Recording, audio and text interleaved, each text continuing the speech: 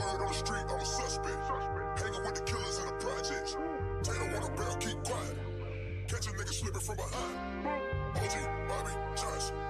OG Bobby Johnson. OG Bobby Johnson. OG Bobby Johnson. A nigga out like an outbreak. Chopper start, so make the house shake. Nigga sweeter than a pound case. Eyes on your chin, better watch what your mouth say.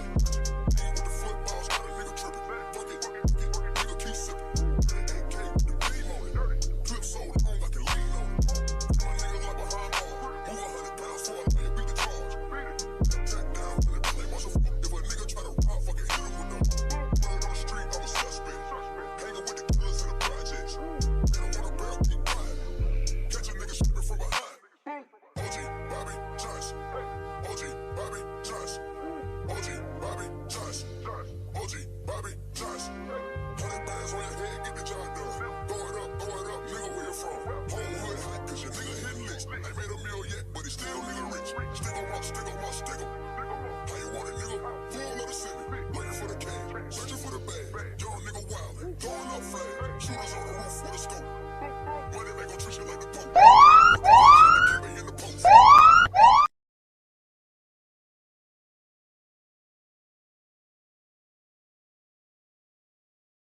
Before I get to talking and somebody go, we can't hear you, Struggles. Hey, y'all. What is going on? I am never taking that alarm off on this happy Sunday. I cannot wait to see who is in here because I swear I'll post something and y'all be all giggity in the little community tab. Then as soon as I get ready to talk about it, everybody said, find me. Don't play. Like, this is why we can't have nice things. I need y'all to show up when I show up for y'all. Hello, happy Sunday. Welcome to this good old live to talk about this raggedy movie. Or portions of it, were raggedy. Let me not say that it was raggedy in its entirety. If you can hear me and everything sounds good, please let me know before I bring out my guests and we get started and dig in on this romantic novel. Let me see who was here so I can say what's up. Let's see. Did you see that? Hello. I'll be asleep when it starts, but I wanted to stop by and show some love. P.S. I know secretly D wants to talk about Titanic. The legend goes on. See, you put that little laughing emoji right there. That lets me know that he don't want to talk about it. Did you see that? I'm not going to ask him about that. Hello, Daria. Thank you so much for being here. Hi, Miss Struggle. Good evening. Happy Sunday. Hello to you too. Let's see. What's up, everyone? What's up, Vader? How's it going? Tony, hello. Thank you. We got some people in here. Come on through and hit that like button, please. Let's get as many people in here as possible. Because when I tell you, I had no desire to talk about this movie, y'all. Everything I post on the community tab don't mean we gonna talk about it. Sometimes I just want to rant, but I felt y'all passion, through the community tab. So I was like, you know what? It would not kill me to hop on here and discuss this movie. Hello, Shanice. Shanice, let me know if you were notified, girl, that them notifications say bloop, bloop, and let you know to come through here because the notification gang plays all day long. Happy Sunday, everyone. Thank you so much, Shanice. Bree is here. Hey, beautiful people. Hello, girl. Thank you for coming. Let's see. I'm going to go and get ready to bring out my guest. I just finished watching it. It was terrible. All of it. All of it, because I'm gonna get into my feelings about it because I was rocking and then child, I wasn't. Hi, Nicole. Hello. Thank you so much for being here. What is good? I'm so proud. YouTube let me know. Yeah, give it up. Now, you know what? Let me put my claps down because we're not even because they let you know this one time, then tomorrow they won't tell you nothing. But we'll give them a D for default effort. Hello, her real review. Thank you so much for being here. Hey, lady, happy Sunday. Yes. I know you came through for the roast. Everybody pulled up for the roasting of this movie. I say, hey, glad I got the notification this time. Let me find out they want to act right just because it's Sunday. Before we read any more comments, let me go ahead and bring my guest out. He's going to introduce himself and we are going to dive into this movie. Oh my gosh. D-Movie Man, what's good? Hey, Tyra, what's going on? Why you shaking your head and I just put the camera on you? You can't. We ain't even say nothing about it yet, D. Don't be bothered yet. How are you doing, Thee? Thank you so much. I'm good. I'm good. I'm happy to be here with you on this good Sunday because there's so much to say and so much to discuss. I took on the challenge that you presented, and I'm here to give proper commentary. So yes.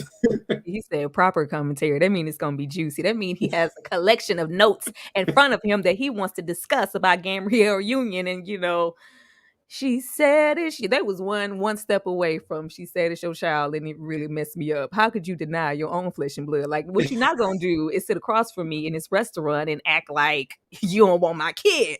Let's not even go there. We ain't there yet. let D introduce himself and tell you guys where you can find him, and then we are going to get started. Go ahead.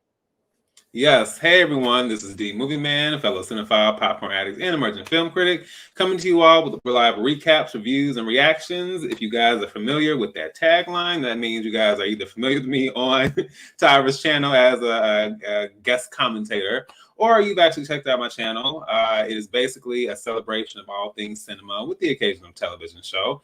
I get into movie reviews, I get into rankings, and occasional trailer reactions, and the occasional TV show recap. And it's more so just about showing my appreciation for film, for movies, for the theater experience and all of that, not just from the perspective of directors and cinematographers and all the, the technical side of things, but also understanding the impact on me throughout the years, how many emotions and memories and people are tied to very specific films I've watched over the years. And it's always something I can appreciate. It's always something that's cathartic. And so even with my reviews, I get in a little bit deeper. It's not just, this is what's great about this film, but also a deeper experience and a deeper connection as far as, just how I've been able to grow and learn from it, just, from childhood to teenagehood to adulthood. So, feel free to check me out here. That is capital D period space, capital MOVIEMAN. You can catch me right here on YouTube. I would love to have you. Please get in on the conversation because we're only growing from here. Absolutely, all day long. My man just hit 1,000 subs. Go over there and contribute to his growth. As soon as I posted this, D, and you kind of said a couple of things yesterday when we discussed Run the World.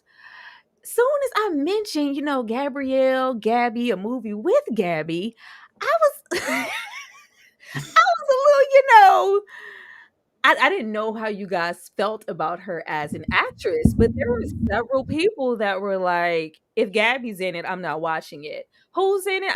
Nobody. I was like, wow.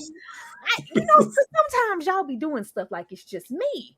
And then I'm like, oh, it's not just me. Before we dive, what is the issue with Gabrielle Union? Why y'all not checking for Gabby?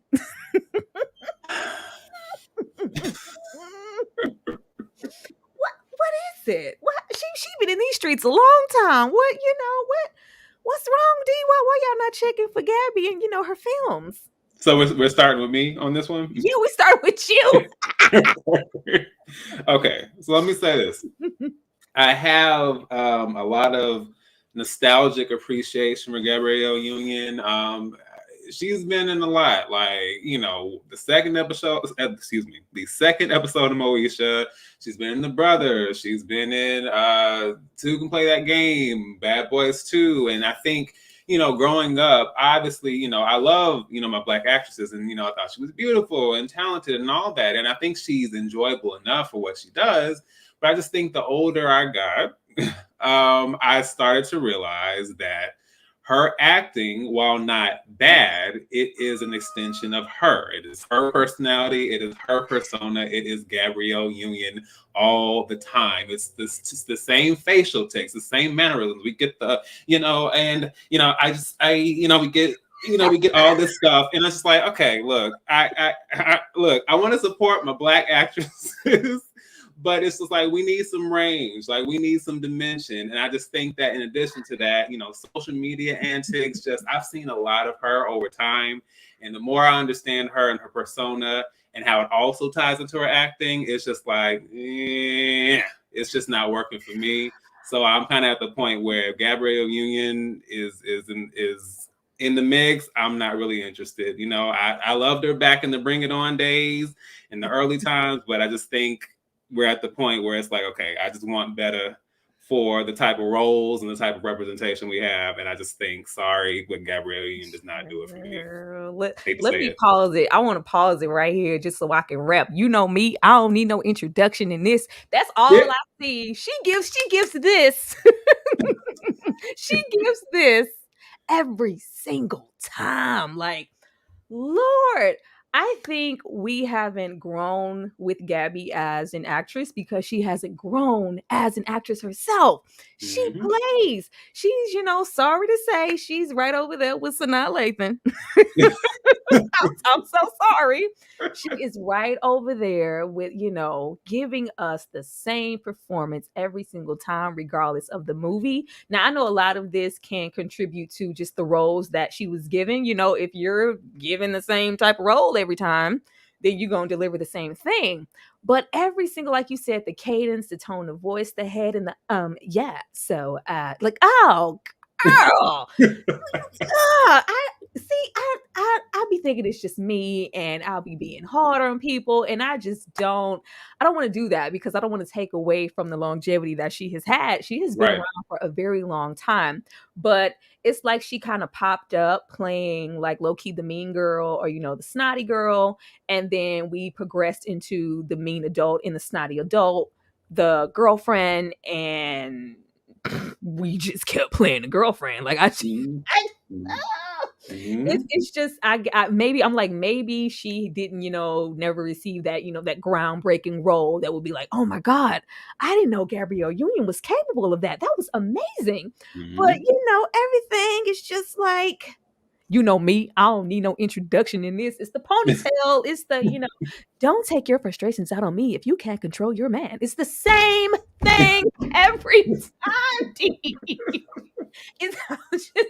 I just wanted to establish that because a lot of times you guys be acting like it's just me and Sanaa and them girls don't be going, hey, kudos to you. Get to sign on and portray them same characters. That's what's up. But we're not going to act like it's good all the time. It's the same, and then, a lot of times she's supposed to be giving off sexy. So she does this annoying thing to me every time it's a sexual type scene and she's biting her lips and batting her eyelashes. And it just makes me want to vomit. I just want to get that out.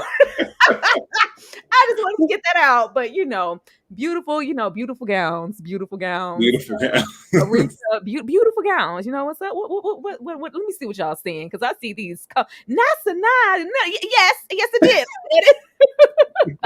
I absolutely said it. Let's see. Gabby is one of those people we support, but we know she can't act. Oh, Lord. Not that baby with the cute shoes, like them some cute shoes. Like, it's that with the cute shoes. Child. Y'all, you already know. There's a category. We have our actors, and then we have a separate category for our Gabrielle Unions, our, Paula Patton, our Lauren Londons, and our Sanaa Lathans. Like, act like you just got here. Like, y'all know what's up. Let's see. I always felt she was typecast. Yeah, it could be that too. People accused Gabby and Dwayne of exploiting his child. Backlash.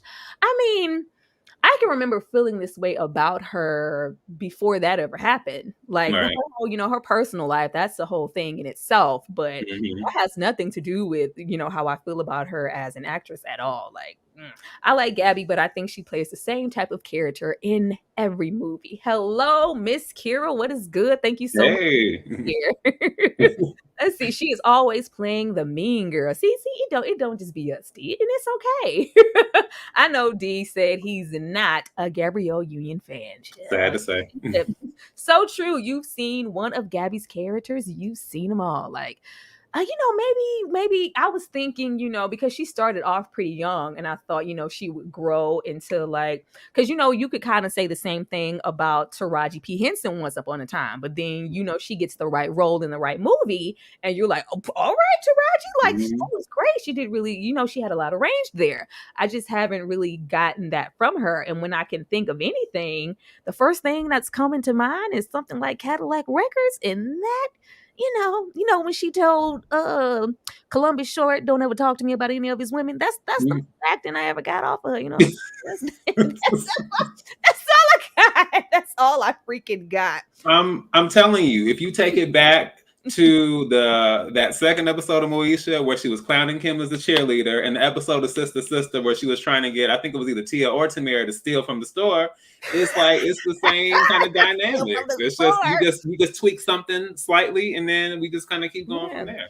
Gabby was really nice and Bring It On. Yeah, you know me. I don't need no introduction in this. Swings Yaki number 5 ponytail. It's been that for quite some time. I'm just saying, who can play that game is hilarious. But y'all, let's go ahead. Let's see. I feel like y'all aren't speaking on the fact that a lot of Black actors are typecast their entire career. They have to survive and perform in a way that has been working for them.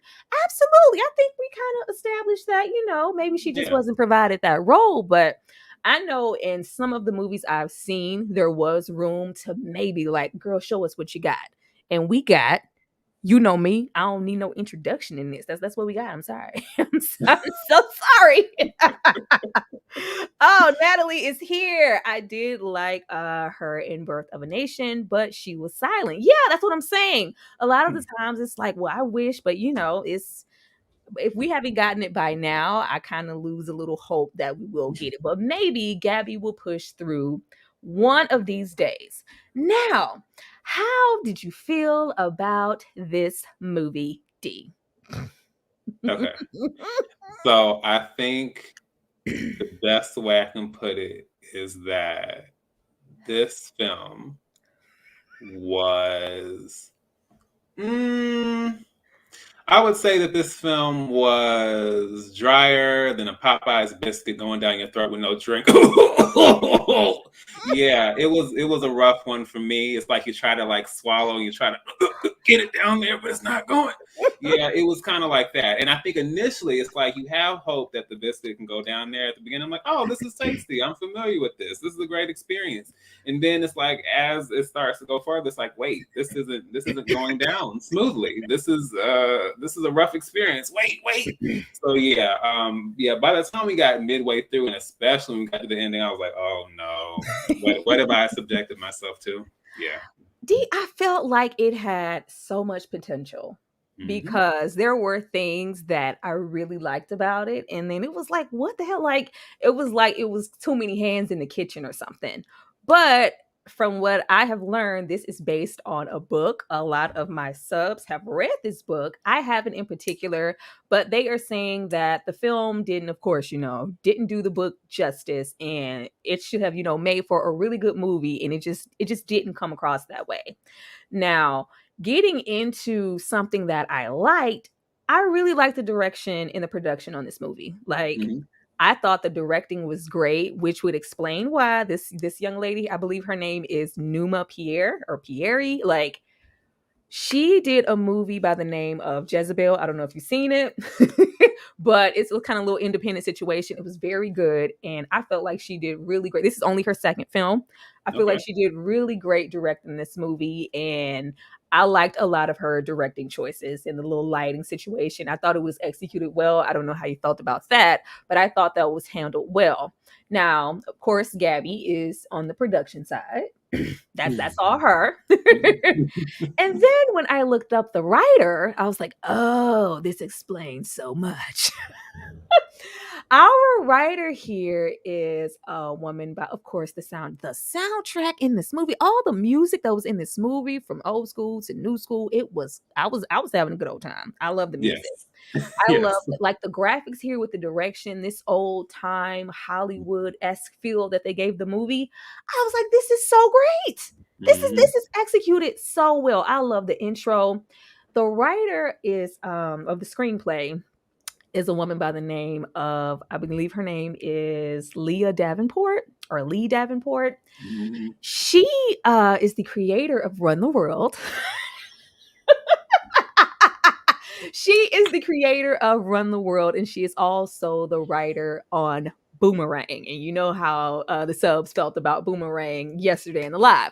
Yep. But those two things can be accredited to her. And, with us reviewing Run the World on the regular and me watching some of Boomerang, we can understand why the directing was on par and maybe why the writing not so much. I felt like the writing was I really didn't like it.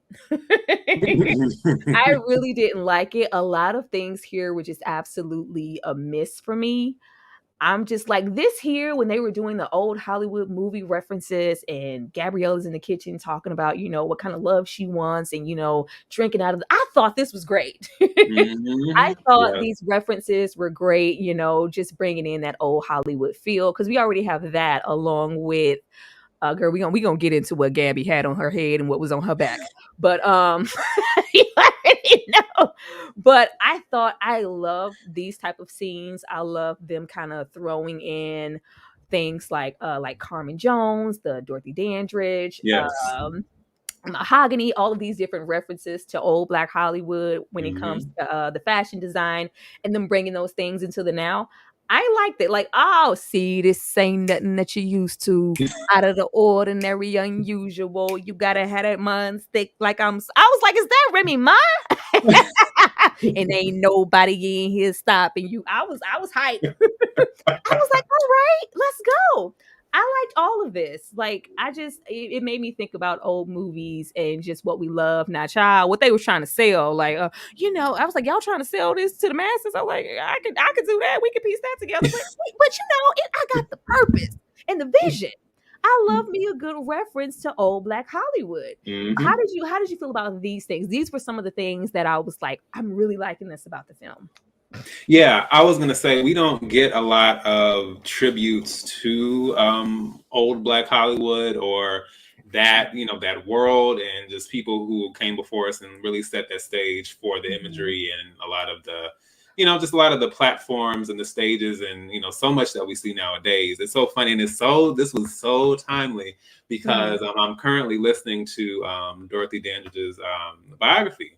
Mm. And it's great. I would highly recommend it on Audible or anywhere else you guys get your audiobooks because it's excellent. But they are not only speaking to Dorothy's experience and how she crafted her image, but also how she took inspiration from women and how people kind of paved the way for her, like Nana Mae McKinney, who they referenced directly in this film. They literally just mentioned her Yes. a couple of chapters ago. They also talk about how she kind of had to battle with being compared to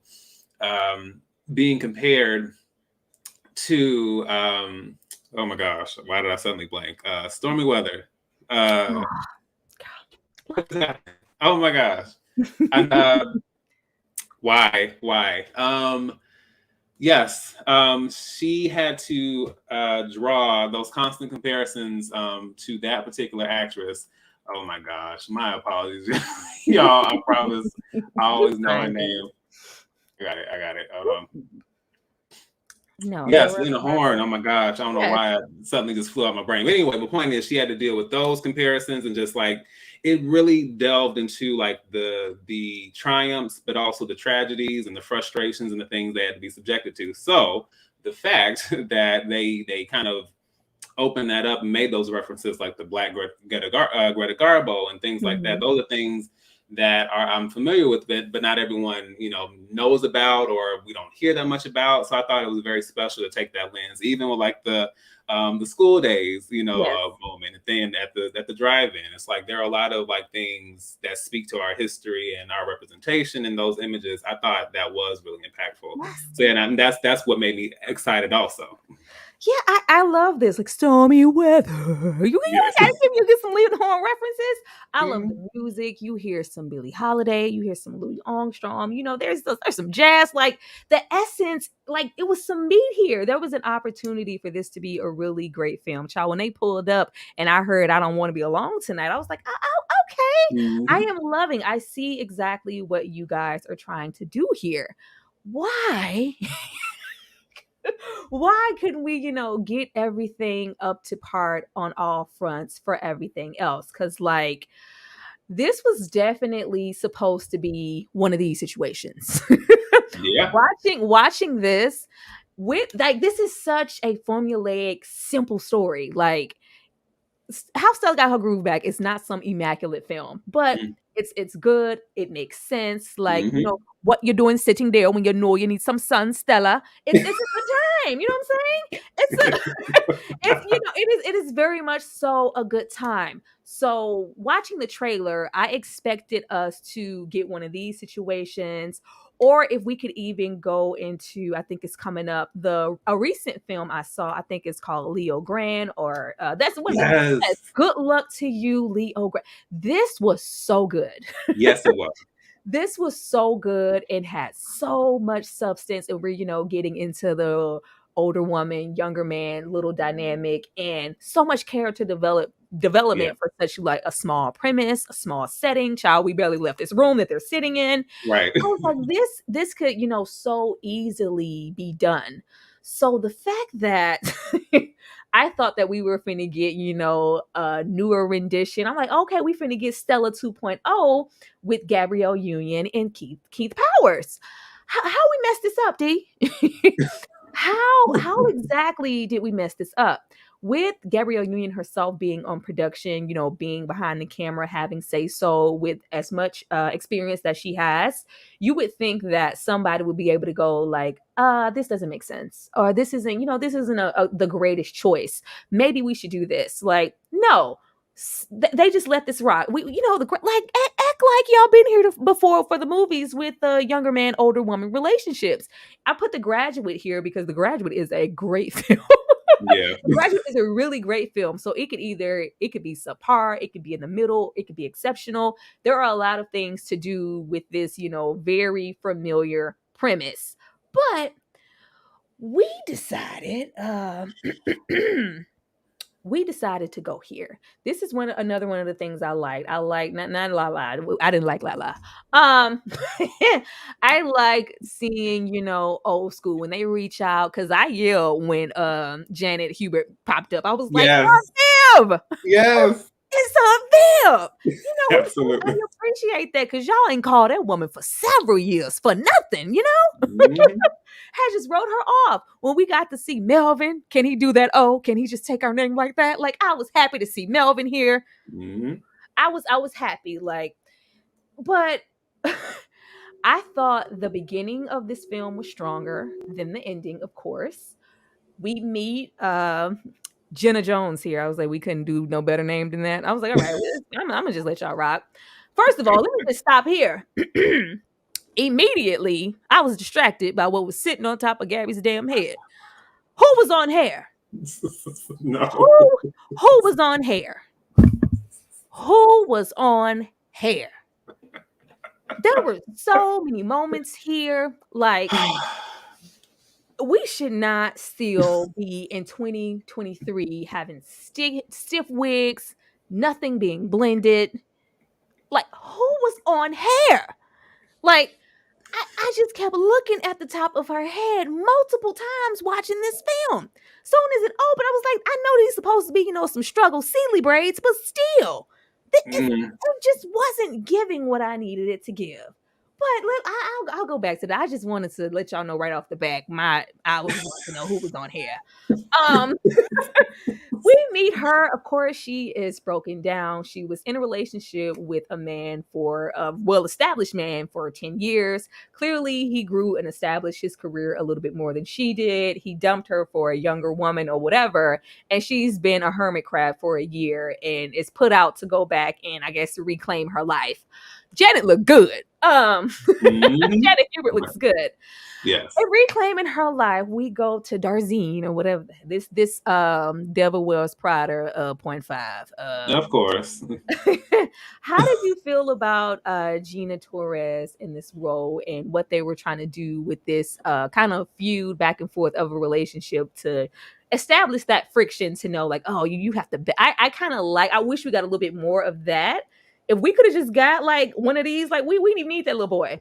I like their dynamic. Mhm. I actually enjoyed that little friction of, you know, we were whatever in the past, but since you're that's another one. Let me, before I even ask you the question, that was another thing that was bothering me, because as soon as she gets there, it's like everybody knows her. She's very popular. She was established enough for everybody to know who she is Mhm. and, you know her work.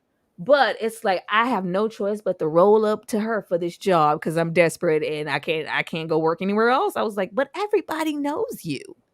I was confused by that. But how did you feel about the dynamic between the two?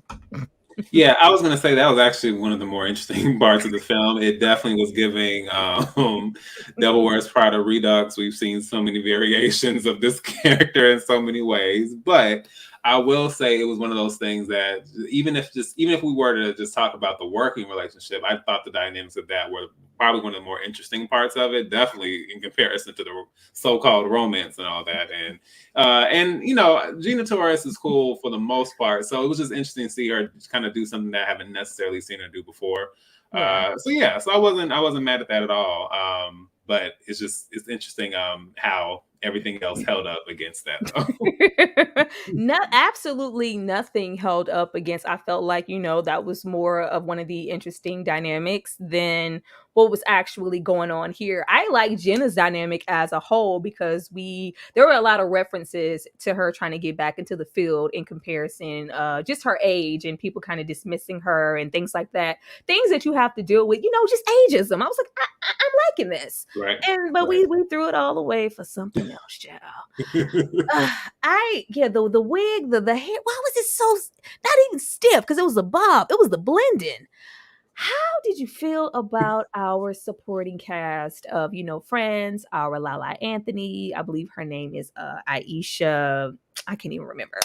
Oh, But Hinds. Yeah. yes, Hinds. Like, how did you feel? Because I was like, we have enough time in this movie to give people a little fleshing out. I was like, who wrote this? I honestly felt like 50% of this movie was improv. I really did. How did you feel about, their dynamics? Yeah, I'm always here for Aisha Hinds, so it was nice to see her. But a lot of this definitely gave, best friend A, best friend B, best friend C, and they're just kind of here to just kind of, say funny, quippy stuff. I don't think I don't think anyone would really, for the most part, disagree with my opinion, but I don't know who Lala knows in the industry. I don't know who I don't know who she's hobnobbing with, or I don't know if she knows where all the bodies are buried, or I don't know. But it's just like she's gonna always pop up in the film, and I certainly don't know why. But I was like, she was here as well. I I wasn't surprised to see Lala because it was kind of low key an obsolete role, but Mm. what they tried to do with her, like what What is that? I am so sick of us trying to meet this LGBTQIA quota. Like we got to put, a bisexual, gay reference, lesbian somewhere, even if we have to force it and that shit doesn't belong. I Mm. was like, her whole dynamic with the who the hell was that? The other friend. I was like, Yeah. this is we didn't need that. She could have easily, just had one damn friend. Like nobody added any substance or nuances to this little film. Mm. I didn't like what they did. But how do we make Godfrey unfunny? He's a lot of things, but the man is at least funny. Right. I just didn't know who was behind. Like I know who was behind the pen, and I wasn't shocked once I saw she was behind Run the World. But Yep. like none of the jokes in this movie landed for me. When we get into this stuff like T.S. Madison and my peacock Taraji P. Henson, I was like, what? Who wrote this? Oh, Taraji P. Henson was a bad bitch. Oh, my peacock. I was like, none of the comedy landed. The most comedy I got was from Janet over there on that phone, doing her little whips from the other state in the comfort of her kitchen. That's the most, that I got but it was nothing was landing for me, and I just was very, very disappointed on that front. Like I'm just really getting irritated, D, with people acting like they don't know how to write. It just shouldn't be that hard. And then we have the nerve to, have this, I guess, this contrived relationship with her and Lil Baby.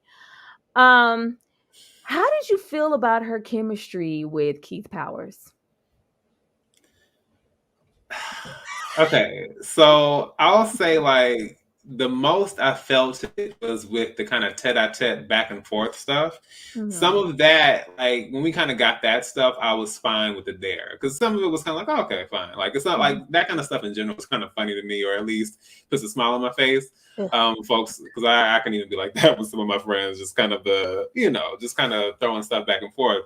But just as far as the development of the relationship and just how we just kind of dove head first and it was like now we just slobbing each other down. I said, hey, let's go. And I was like, I mean, I don't want to judge anybody who gets drunk and maybe that's She the wasn't first. even drunk. That's the I, sad part. I that's see. what that's what they tried to write it off as. I was kind of confused. I'm like, it seemed like it was like you saw the dude and it was like, let's go. And I was like, I didn't know that's how that was going to be the initiation to the situation. There was absolutely at times like there should be like chemistry throughout the film. I don't want to pick and choose between little pockets where I felt like they had chemistry because there weren't many. This movie was supposed to be really really romantic. And Mm-hmm. this is supposed to be, those grand gestures outside your window, skid a little rock up to the window, hey, come down type of thing. Like, oh, okay. Like walking along the bridge, walking along the bridge and up late nights and talking. And it just, it wasn't comfortable. Like it was so many moments here where it felt a little awkward and they weren't really gelling. Not y'all pulling up with this $20 super chat. Hello. Hi, Sweet November. Hi, thank you so much for being here. Let's see. Damn. Just got the live notification. Hey, sis. Hey, D. See, God, no, I don't do God, no, I don't do Gabby, and that's why the late notification. La la everywhere these days. I'll keep passing on this film. And I know that you didn't even bother to watch this film, Sweet November. So just thank you so much for showing up with the super chat. I appreciate you for showing me love despite how you feel about Gabby. Thank you so much for that. Like, it wasn't a lot of buildup. It was really, a low key overnight sensation. We kiss. Oh my God, this is my boss's son. Let's try to keep our distance and be a little combative before we eventually link back up. And oh, we can't. But it didn't give me that tit for tat because she says a lot of things like, oh, he just gets so under my skin. And it's just, I was like, I'm just not. It wasn't really staged all that well. What I can say, what they did establish, because I ain't read no book, I didn't know where this was gonna go. Right. This did not go at all the way that I thought it would. They did establish to me that he was at least mature. And I Right. felt like she was attracted to the fact that even though you are, a 20 something, he's mature, he's educated, he knows a lot about film, he seems to know what he wants, he has a passion. We are working together on these projects, to edit and the whole fashion thing, to grow the brand. It's growing and it's going really well. Like, the way that they like depicted him, I did not at all expect any fuckboy energy later. I just didn't. But I would just love to know, since when is, being 40 mean we don't show no titties and everything we got on is, we covered from the neck down to your shins. What was up with the wardrobe here for Gabrielle Union? Like, I felt like they aged her so much with this wardrobe. A lot of the costume choices here were given, thank you for being a friend, travel back around, and your heart is true, you're a pal and a confidant. It was given if you threw a party and invited everyone you knew, it was giving like real. I was like, I felt like a lot of the costumes they were trying to throw in, once again, that old Hollywood feel, with some of the textures and the dresses and the prints and everything. And then a lot of stuff I was like, is she a Mormon? Like, why is she all covered? Not a Like, Mormon. they were really trying to age mama up. So I was like, I didn't like that. And then we get back to the hair. I just kept looking at that damn hair. It seems like with every scene, it just got worse and worse. It was just upsetting me. But you have them, of course, trying to keep their distance, and then much you like me, I like you, but we're trying to fight it up till that moment. Did you feel any way about them getting together, like their first initial, her ignoring Godfrey and them bonding. And it's just like, hey, I don't want you to go. I want you to stay. Let's low key get it in the kitchen on this countertop. Did you feel steamy at all, D? Were you hot? Yes, I was hot, but not in the way I probably should have been. Because I was just like, I was like, all right, I don't know. It's just kind of like we go from this initial encounter, then, like you said, the discovery, and then we kind of have this weird stuff with the peacock. They could have cut that entire scene. I'm sorry.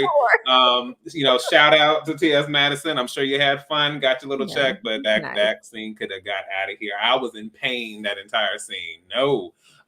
So by the time we got over to this get together and what they did with my guy, but yeah, it was just kind of like, okay, we're gonna make this thing work. Let's drop down. Let's drop down and go downtown and let's play week in the, it was just kind of like, okay, like, I don't know, like there was nothing there. It was just kind of like, okay, now we're gonna do it, and now we're gonna, I don't know, it didn't click for me, I'll be honest. Before they do these things, I know they, do screenings and test runs to make sure the chemistry is there. Since it was not, it brought me back here. So Ryan Destiny is here, and this is, of course, Miss Gabrielle Union. Thank you so much to the 86 people in here. Please hit that like button. Do you think for one second that Gabby was maybe trying to be a little a pinch of petty by casting Keith Powers in this movie? Listen, were it not for the fact that she decided to put her own self on blast, given her personal thoughts about Ryan, I might have been like, oh, well, that's ridiculous. But given how much detail she went into about her thoughts on how she was perceived, and the new Ryan, and this and this and this and that, and I'm sorry, but just history has shown, no matter, I get it, I understand she likes to present it as if she's learned from her experience, and I've been the girl, and I know what it means, I know what it's like, but I don't believe that's not that I just feel like that's a part of her. I'm sorry, and I do believe that she's petty enough and vindictive enough to do that. I know that sounds foul, and maybe there's a bias there because I'm already not a fan, but when you say the stuff that she said in her book, I can't put it past you. Oh, I'm about to say it. Act 1, Scene 2. So Gabrielle Union wrote a book, and she had a little section about Ryan Destiny. Keith Powers is Ryan Destiny's man, was, once upon the whole 5-year relationship. I don't know if they broke up or got back together or what, but the issue still stands. This is an excerpt, from Gabby's book. It says, no. And I thought about my own hypocrisy. Just the night before, I had attended a pre-Oscar cocktail party for women in film. There, I had met a young actor named Ryan Destiny. She had appeared in a Leigh Daniels series Star. I had heard that she looked like me. I saw her in person, and she looks like I literally gave birth to her. Gabby 2.0, but only better. Oh my gosh, she said, I'm finally meeting you. You are such an idol. This is amazing. What are you, like 12? Is what I thought to myself. She says, no, I'm 22. I said, shit. I admire you so much, she said. If you could mentor me, that would be great. Bitch, fuck you. Is what I thought to myself. You want me to mentor you? The press is literally calling you the next Gabrielle Union, except you can sing and dance. I smiled, and the photographers came over. They needed to document the moment of look who's old. And I get it. Because I have a reputation for never aging, and God, do I love that reputation. But as the flash bulbs went off, I suddenly was terrified at the ruse being up. Dorian Gray turning to dust as she photographed me next to someone that everybody was calling the next Gabrielle Union. Now, of course, Ryan Destiny kind of threw this, as a water under the bridge situation. She was just being honest. Ryan was just honored at the fact that she was even mentioned in the book. And, like low key took it on the chin. But with Gabrielle Union's history, I do not put it past her to, just make fetch happen because the chemistry was not, as up to par as it could have been in the movie. It's not hard for, them to look sexy. These are, two attractive people, but having chemistry is something totally different. And I was just like, Gabby, out of all people, out of all Mhm. people you could have called, out of all people you could have put in this role, you could have put somebody in the role of yourself. You just happened to put yourself with her boyfriend. I just wanted to say that. I just absolutely wanted to say that. But back into, the lacking of it all. Yeah, the whole, the head and everything in the kitchen. I was like, um, I'm good on that. It wasn't giving. Gabby has been doing the same facial expressions, doing her sex scenes that she has been doing, since about 95. So I'm I'm good on that. What I did at least kind of sort of enjoy was, did you feel like she was kind of finding herself because she is, coming from that 10-year relationship and it's just like, hey, once, I thought I needed and wanted all these things. Here's a young man showing me kind of a different side of himself. It's making me grow as a person. Yet, it's forbidden love. I need to sneak around. We don't want his mother to find out. And like, I don't want you to like claim me or anything like that. We're just going to sneak around until, further notice. Do you feel like this was a grown ass woman decision? Not at all. But but I do understand like what you said about is like what this guy ended up representing, especially like I said, even if I just in life or just like friendships or whatever it is, like if I heard someone mention the black Greta Garbo and have like all this insight into history or film history or whatever Mhm. else, like it's interesting to see people have a certain type of insight, which is also what's great about this whole YouTube thing, having like-minded people. But I just thought like when they had those conversations and she was so surprised that, this young buck, so to speak, that he Kira had says that was in her book. It was, it was, yep, that was right out the page, Kira. right off the page. Say, D, you my twin flame, because we both feel the same way about her. Yep, Let's we see. do. Are they together? There's a whole thing about them maybe getting back together, but I don't know. I don't really be in too many people's business like that. And they're a low-key couple, but I just thought it was an interesting choice that, we put Mhm. him here because I was like, their chemistry isn't, you can read like it wasn't given who I think has beautiful chemistry when you get into something like Love Jones and you get, Nina Oh yeah. Mosley, Lawrence, and it's like you eat it up. I need to believe that y'all was touching on each other backstage. I need to fulfill my fantasy. Right. And it absolutely, was not giving that. Let's see, I'm late, but hey, all the extra kissing she put on Keith, I wouldn't be surprised. Yeah, Well. they were literally kissing every scene, every time they were together, they were touching. It was very intimate, which is why it's like, if we are this intimate, if we are this naked, it shouldn't be that hard to convey to me that this is sexy, this is romantic, hey, make you want to call somebody, you know what I'm saying? But it didn't make me want to call nobody, it didn't. It really did not. Lala's character was bi, but it never came up until the scene with the girlfriend. Yeah, it was very like a throwaway thing. And just Lala in general, I don't know, since she left, TRL back in the day, she told y'all she could act and y'all just been rocking with it all this time. What what was I supposed to do? I'm a man, Jenna. You serve it to me, I'm eating it. He watched her fan her flushed face, trying to pull herself together. She was trembling from the book.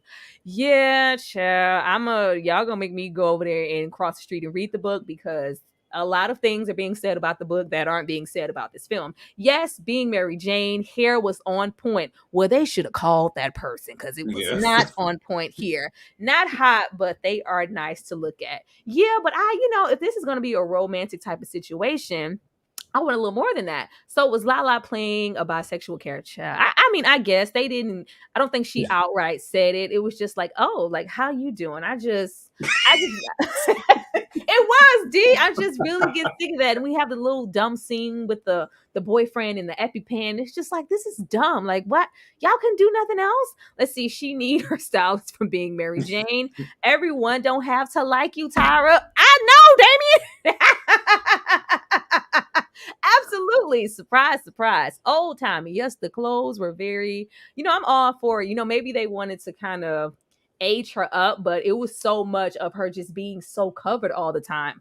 And I was like, why is she that damn covered? What is going on? What we know, wait, what is this? Let's see. The peacock thing was weird. Yeah, it was supposed to be funny, y'all. It really was. They could have kept T.S. Madison in her peacock for this one. Yeah, let's see.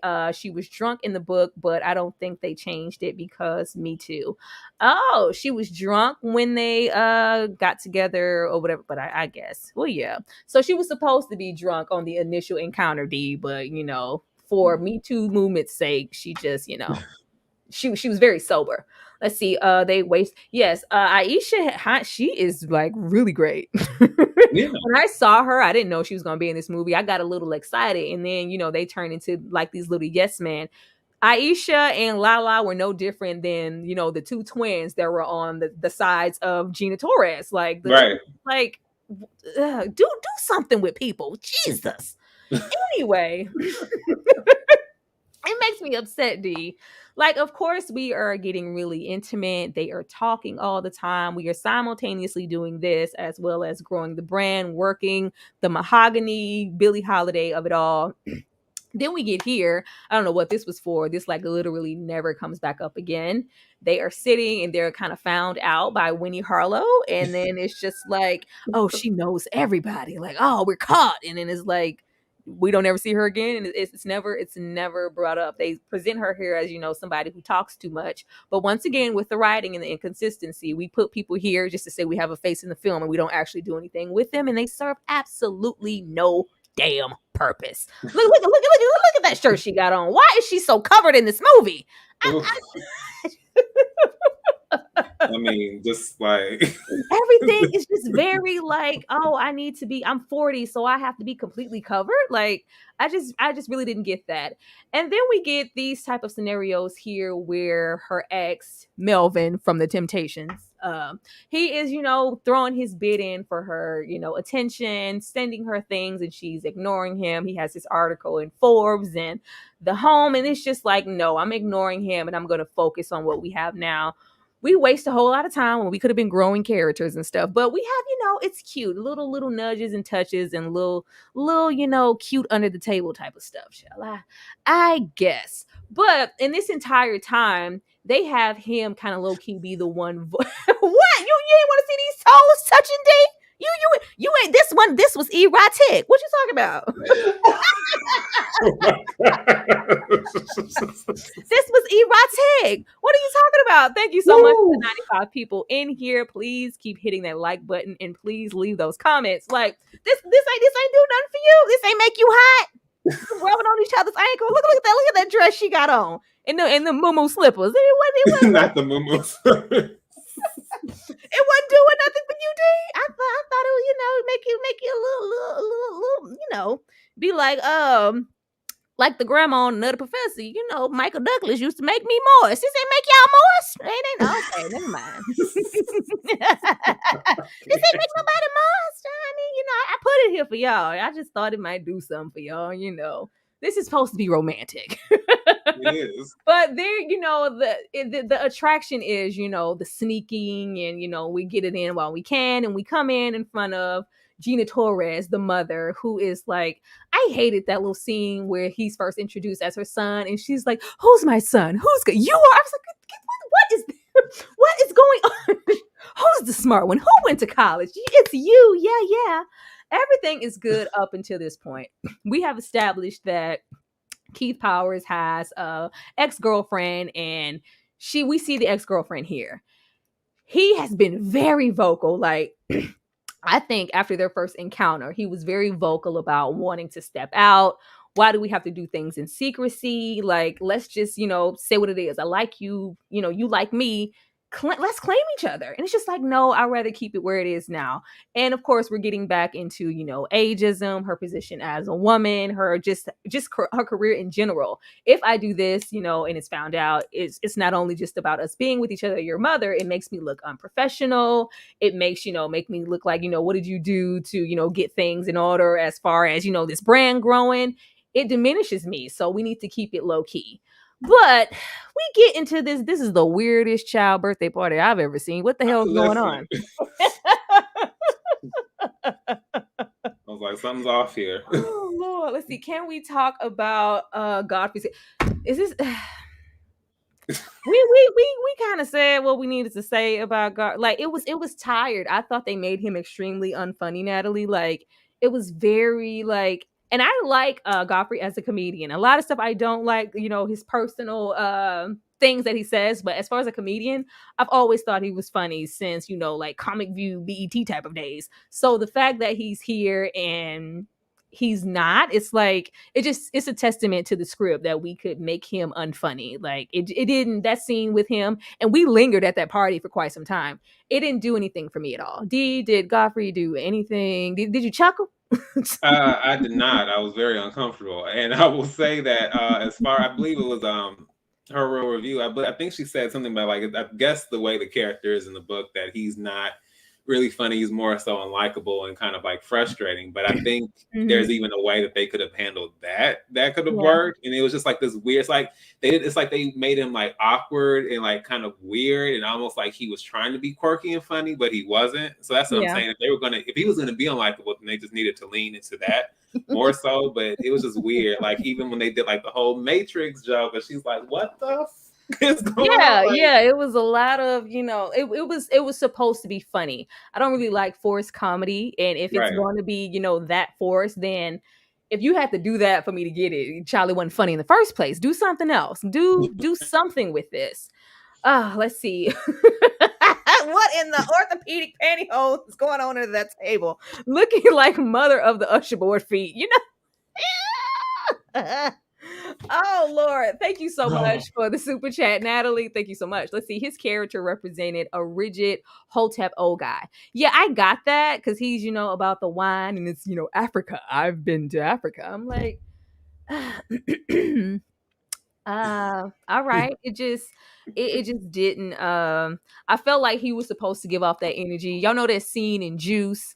Grown ass Cindy from In Vogue was pushing up on Q, and then her husband walk in, and he's like, "What's your name? Speak up, boy." Q, like that. That's what I get. Like when I think about like a rigid, older man, and if he wanted to be Hotep, that's fine. But I didn't really get rigid like from him a lot. It was almost like, oh, you just gonna dance with him? You gonna leave me over here? Like, so what are you doing? What kind of coffee do you like? I'm like, shut up. I didn't expect for us to linger on Godfrey as long as we did. But thank you so much for that super chat, Natalie. This scene here, let's walk away from the weird ass kids party where they're all dressed in black. I didn't know what the hell was going on here, child. I thought this was a sexual situation till the kids came out. This is, the ex-girlfriend, and she gets all in her body that he doesn't claim her at the party in front of his ex-girlfriend, and he just, says, "This is Jenna. This is somebody I work with." She has made it very clear up until this point that we need to be on the low. This is Mr. Big. How you do? We have to keep it on the down low, like R. Kelly down low. We not doing nothing if it's not behind closed doors. Let's enjoy what we have here now with each other. Outside, I am just Jenna and we work together. But she gets in her body just feeling like there's something going on here. This hug is going on a little too long. How dare you not introduce me as your girlfriend? Of course, he gets frustrated, rightfully so, because girl, you can have it both ways. You said I couldn't. How did you feel about this, D? I mean, it was a shocker. I mean, it was clearly there was no way. I never thought that she would suddenly get jealous and insert herself in a situation. I did not see them fighting. I did not see them falling out because of this reason. I did not see the hypocrisy happening. Like it really was a curveball. It was. I'm gonna have to say, like I wish I could have said I saw that coming. But yeah, it threw me for a loop, man. How about you? Yeah, this movie isn't winning any awards. Like, oh, this is well, I can't even say that, D, because I did not see the ending coming. Up until the ending, everything was so predictable to the Oh, of point that course.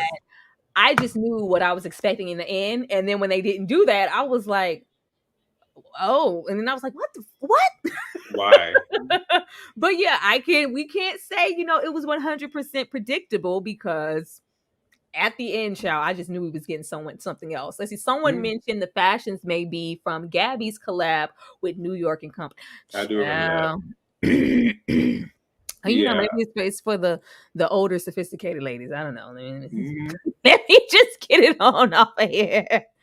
But of course, It was just too obvious. That was my issue. It was just so like, oh, what? Let's go over there and who are you? Yeah, it's like, come on. It's too obvious. Come on. I didn't even feel like we established enough with her ex. They don't really do a whole lot outside of like, Nothing. this is 10 years and I'm out here on my own trying to rebuild my life. I love how they was trying to act like her little apartment was just so rinkety. I'm like, girl, this ain't a crack house. Calm down. And he's been trying to, get a hold of her, at which he rolls up conveniently and says, my mother just passed away.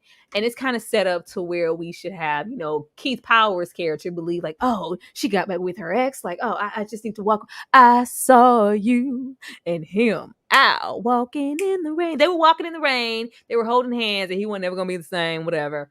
But this was kind of supposed to be a climactic moment of Jenna stepping out to realize like, it's okay if I don't want this. This is, 10 years in the game, so much history. I thought, maybe you thought you knew me, maybe you're, looking down on my situation, but, you don't know me, you never did. It's supposed to be a big, grand moment for her to just realize what Keith actually means to her, along with her being jealous. Like, I'm happy with where I am. I don't want to be with you. I didn't care. How are you doing over there?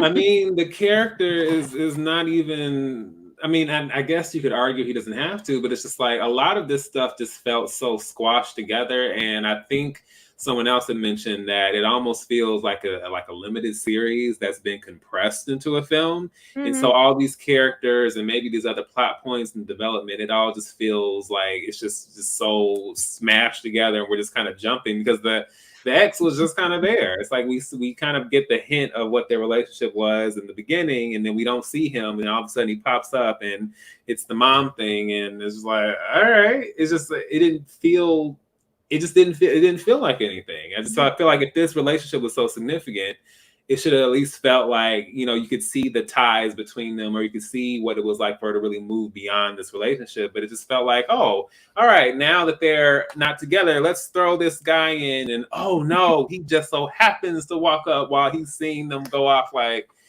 yeah, it's nothing. It's nothing. It's just nothing. I even love the fact where they tried to like give their relationship a bone, and he was like, hey, come up and watch some movies. She's like, you don't even like movies. You know who likes movies? Keith. Like, oh, we have so much in common. I got the most joy, which is sad, out of the montages of them putting their show together for. Yeah. It's probably because of the nostalgic old Hollywood references and, just the Black Hollywood references in the movies.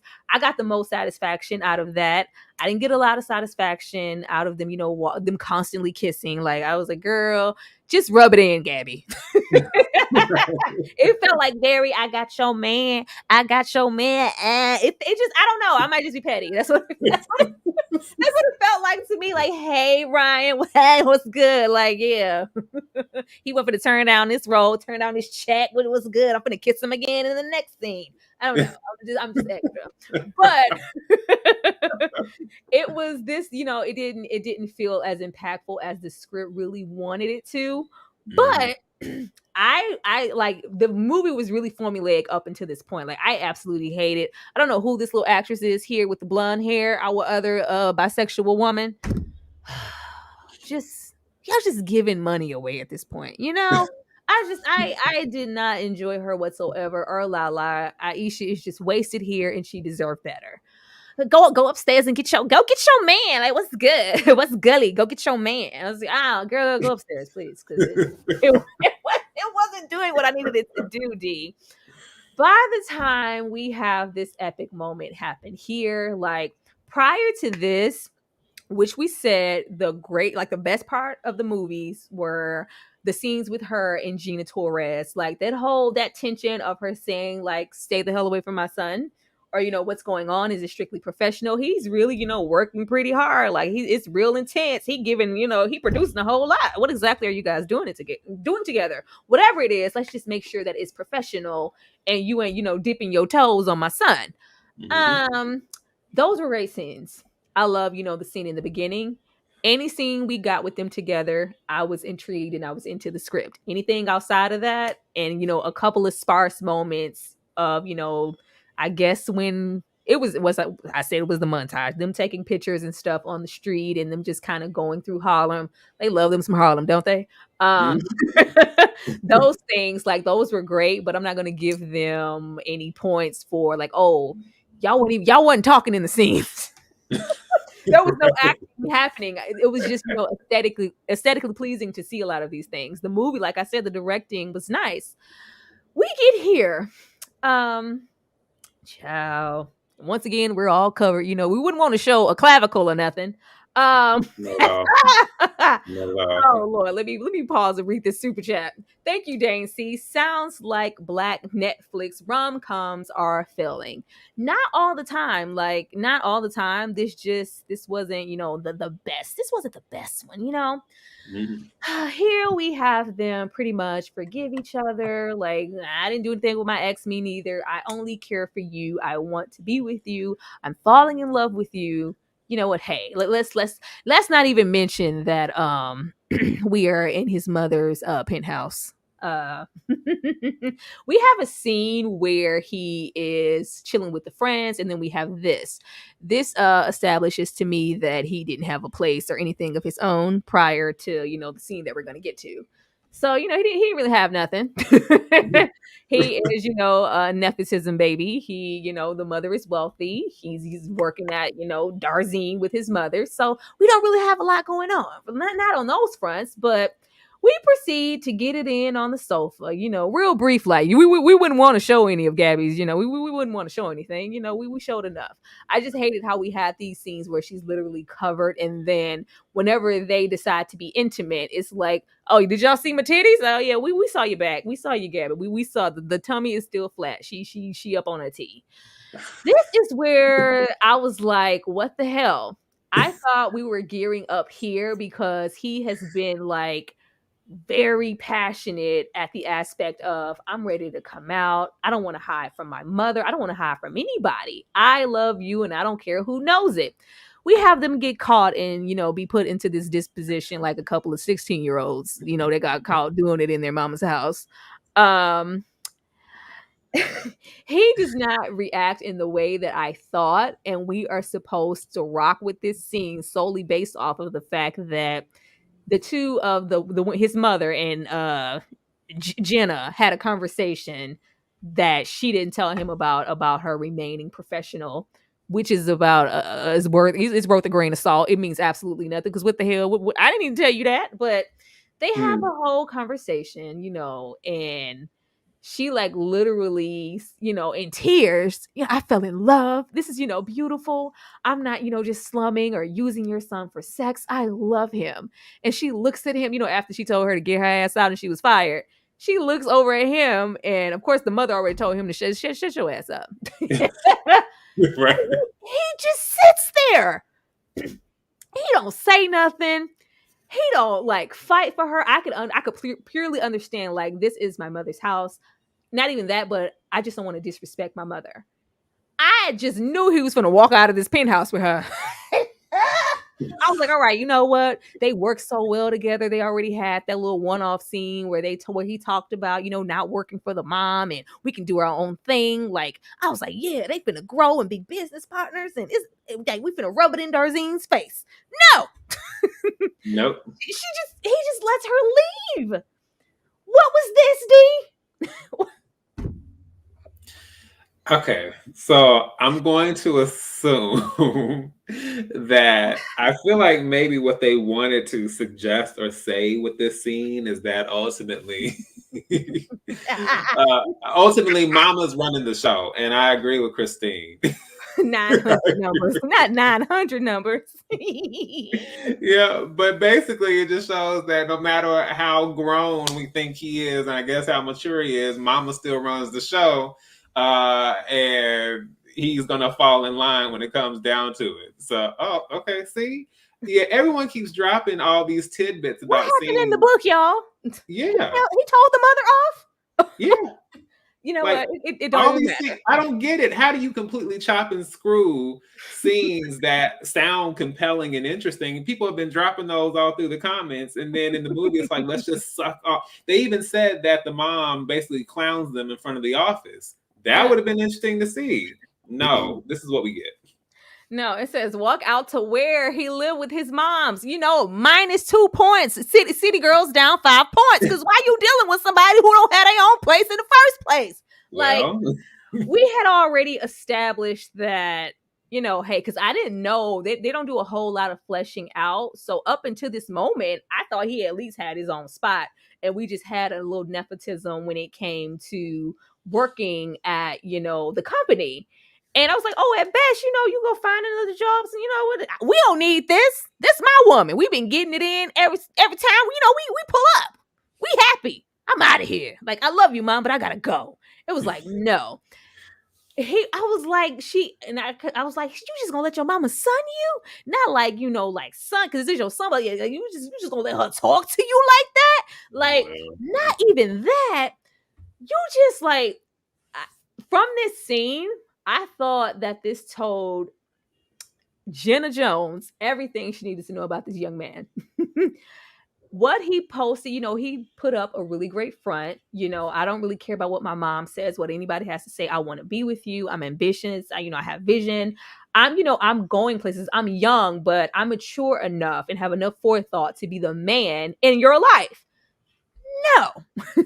At this point, oh, you ain't got nothing to say to me.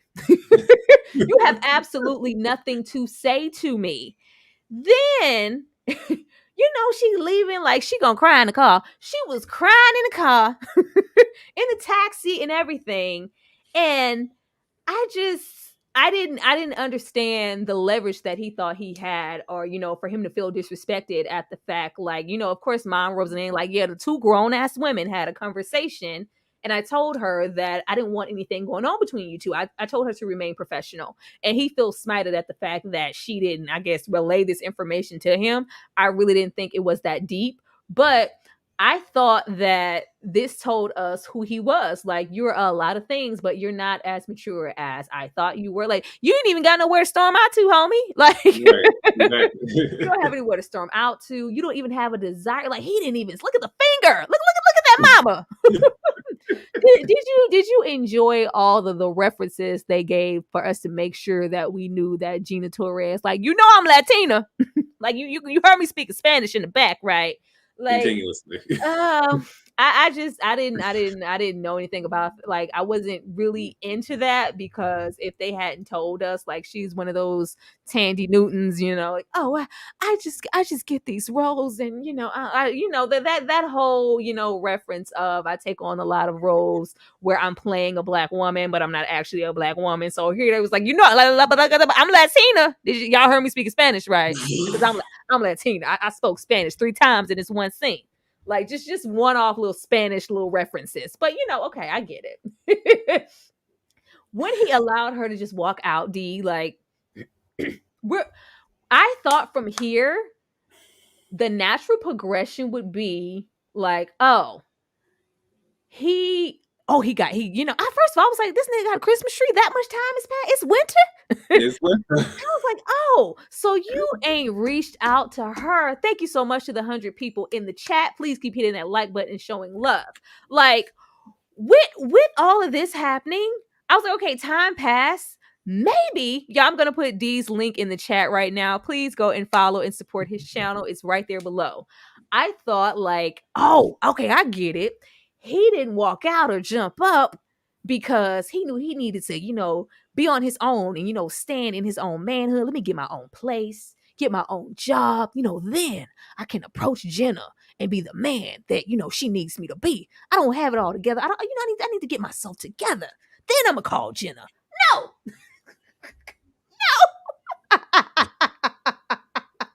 Absolutely not. He is living kind of low key his best life. We got a grant. We find an Otis. I mean, Dee, what were you thinking about the progression? Because everything was so predictable. I thought we were gearing up for him to, like, you know what? My behavior there I wasn't really a man at that point. Like, I just allowed Jenna to walk out. I didn't go after her. I didn't call her. The fact that he didn't reach out, I thought we were gearing up for him to, like, find his footing and then present himself as, I couldn't present myself to you in that way in my mother's house, under, my mother's corporation. Like, I needed to stand on my own to come to you woman to woman. I need to come to you as a man before I could do that. The fact that we have him here and all this time has passed, he has not reached out. We have a place. Our career is, budding. Did you know that? Did you think we were going to be here? I can't say that I did because it just kind of seemed like if being under his mother's thumb was the main issue preventing, their relationship from progressing, that you would think, like he said, once we build up certain things, we're out here, we got our home, but whatever it is. And then apparently she had to be the one to reach out to make this happen and then drop bombs. I was like, that's kind of weird. I don't know if are you supposed to believe he didn't reach out and I guess ghosted because he was upset because she didn't tell him about the conversation he had with her mother? It just was an odd development, the way they structured that. It was terrible. Let me see. Somebody said, okay, how old was he supposed to be living in his mom's house? Well, they kept talking about, I know he wasn't no older than 25. Like, not even that. I think he was maybe 23 to 24 in that type of area. Let's see. He did not give Franklin vibes from Disappearing Act. Girl, who said that? Who said that? Because, child, like, I don't, it said 25. Like, we get y'all. Hey, boo, my boo is here. Hello, Shawnee. Thank you so much for coming through, girl. I love you. We get here, and I was flabbergasted. We have her, of course, reach out to him, because at this point, we had not thought in however long to reach out to Jenna to say a word. The hair was a choice, per usual. I just wanted to put that out there. I'm sorry, Dee. But she proceeds to tell him, I am pregnant. And she shows, the ultrasound. And first of all, I was like, what? What is this? Why? The progression made no sense. It made no sense for us to get here and she be pregnant. Like, I'm like, were we going to have a conversation? Because I was waiting for them to have a conversation about protection. Were we using any? Were we just, getting it in where we fit it in? Like, what exactly was happening? But she is pregnant and presents it to him. And he says everything but, look at here, bitch. You and your little bum ass baby, get the hell out of my face. I don't want nothing to do with none of that shit you got going on. Like, I felt so disrespected, and I wasn't even sitting at the table. Like, first of all, we kind of low key question the paternity a little bit, because it's like, you sure, like, is it amazing, man? Like, I don't know. You just dropping all this on me, like, you need. D. How did you feel about this? Because I was getting so heated, like, as he did not present himself in this way. And I don't know why this movie is titled The Perfect Find, because what exactly did you find, girl? Like, I'm questioning what you feel like you found. The way that he handled it, like, I felt like we met him in a more mature place than how he handled speaking to her across his table. And we are supposed to believe the catalyst for his attitude here is because you had a conversation with my mom and didn't tell me about it. He even did my mama send you here? What the hell? What? Yeah, my mama told me to. Your mama told me to pull up with this ultrasound. D, please. Okay, so first of all, yeah, I definitely did not think we would have a baby mama drama plot twist. That is not where I saw this film going. It was definitely there was something very Disappearing Acts-esque about it, because I didn't even expect some of the progression of that film to go, because I hadn't read the book. But so that was still a curveball for me. And I wasn't expecting her to just kind of like drop it, Uno card a la Mina from Love and Hip Hop New York. Just like, boom, ain't nothing fake about that. Like, There's nothing fake about that. Like, I'm pregnant with Peter Gunn's baby, and ain't nothing fake about that. Like, oh, Tia, you really thought it was just you? mm-hmm. Let's That's see. what it felt like. And then it's almost like, face, the yeah, and it's Ashy wigs, T.S. Madison's acting was terrible. Like, it was all of that and then some. If y'all missed any of this, please run this video back. Like, thank you so much to the 107 people here in this live. I am absolutely loving it. Like, she had the Brenda Scott a baby hairdo. They made so many questionable decisions with her wardrobe and with her hair. It was just, at some points we wanted her to look a little matronly. Other points we wanted her to look young with a hint of matronly. I was so upset here at this scene and was so surprised that it ended up going this way, because I'm like, you didn't present, and I was like, is this a part of the if this was a better film, I could have gave them credit for this, as to say, like, a lot of people, when they first present themselves to you, they aren't, their true selves. You don't find out until it's too late, or when something real happens. Like, I never thought you would react to me saying that, I'm pregnant this way. Like, he like told her, bitch, girl, get out my fucking face. Like, I thought he was gonna thump her in the forehead from across the table and push her down and flip the table over. I just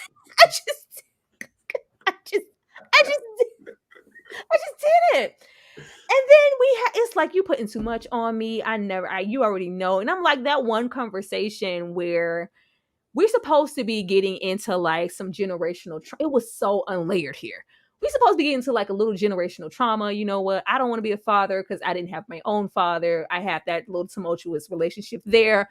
My movies are going to be my kids, or whatever he said. And it's like, yeah, none of this here was just warranted at all. I just couldn't, but I just literally really thought that he was gonna push her down and like stuff that ultrasound down her bra strap, because what you're not gonna do is come in here and trying to give me this baby. What you can do is get out my face and go back in that little raggedy ass apartment that you rolled in here on. Girl, get the hell away from me. Like, the immaturity was just popping out of the seams. And I thought, okay, let me switch it up, since the script switched it up. Maybe we are gearing up for, because Jenna has been trying to find her footing, find out, who she really is, what she really wants to do. Maybe we are gearing up for her to be a single mom, trying to, figure it out. And, I honestly did not know, D. Let me read this super chat. Thank you so much, Her Real Review. Loving this. Hit the like button, everyone. Thank you so much. Yeah, this aggression, this air that he had in his chest for her, I was like, oh, how you gonna be mad because you shot out my club? I didn't expect this. I definitely did not expect what came after. Of course, here we just wanted to age her up so bad. I am just over all of this. Why does this look like a scene from the 80s? I just can't. We get here, Mama shows up. I thought at some point, with these women pretty much being the same age, both educated, you're not going to come in my apartment and sun me. You can sun your damn son at your own little penthouse, boo. You're not going to step in here and you're just not. Like, I didn't like the energy she was on when she came. I was just waiting for Jenna Jones to establish herself and stand in, what's going on here. Like, first of all, what you're gonna do is hold your little son accountable. Say, oh, you making me a grandmother, and my grandchild isn't gonna be raised in this little rinkety ass apartment. Like, she was talking to Jenna like she was the same age as her son. And I thought at some point we were going to establish like some type of boundary, because she's taking this hella personal. Like, not only did you sleep with every man I ever wanted in my ex-boyfriend, but now you're getting back at me still and getting at my son. We needed to linger on that and why there was so much animosity. Exactly. Between the both of them, and like this strong, hatred. Like, how did you feel about this scene? Because her referring to her kind of being a single mom, and that's what I swear I thought she came to give her a pep talk. Like, I've been where you are before. This is, don't be scared. I just D, please elaborate. Like, I just can't. I definitely thought this was going to be the what's the word? The olive branch and the pep talk. I was thinking this was going to be our if you want to be somebody, if you want to go somewhere, you got to wake up and pay attention. I thought we were going to get that kind of moment, and it was like, no. And we got singing does not put food on the table. That's what we got. Singing does not. We got that. We got Deidre Mitchell conversations with Moesha, because this was not a grown ass woman talking to another grown ass woman. Right. And then even when she was trying to she's getting into her story, which is good to know. Then even when she says, I'm so sorry that don't feel sorry for me. I said, okay, what are we doing here? Like, what are you supposed to do with this situation? Oh. And then she walks out. And initially I kind of had to like run it back for a second, because when she walked out and said, like, well, I'm not gonna do what my parents did. And for a second, like with the energy, I thought she was saying like, are we gonna get rid of the baby? Because then they showed her sitting there. Then I realized she's saying, oh, we're family now. And I was like, oh, like I'm getting a lot of mixed signals here. And she definitely got clowned in her own house. And I just feel like, yeah, if you're at least 40 years old, surely you have enough guts to stand up to this woman. She says in the movie, when they meet and she's asking for that job, she says, I missed your birthday. Did you turn 45? I was like, no, I just turned 40. This is a 40 woman in a 40 plus. Like, I just, and I like this comment. It says, let's not act like messing with my child and we're the same age isn't weird. I'm not saying that it isn't a little off, but you still have to hold your son accountable. Like, your son is of age. He may, he shot up the club. You got to buy the diapers, okay? That's just how it goes. But even just outside of that, they were trying to add some layer to like her breaking down her relationship with the dad. And I loved him so much. He was everything. And my parents didn't approve. And I was like, what the hell does this have to do with anything? This is not giving what you guys are thinking that it's giving. And I was like, are we supposed to take what she said and contribute that to the non-existing relationship that, they have with the father, and him not seeing the father since he was 2? So that's why he looked like he wanted to choke her with her own umbilical cord at that table when she was showed that that Dino Lad, when he showed, the ultrasound, or like what? Like, I just thought that this was gonna play out completely different. But no, we just have her kind of tell her, like, put your big girl panties on, and this is we're family now. So I was like, what? I just can't. Or if it wasn't that, I thought Jenna was gonna go, child, I don't need you. I don't need your little raggedy son. I was prepared for Jenna to be a single mom. Right. I was so prepared for Jenna to be a single mother.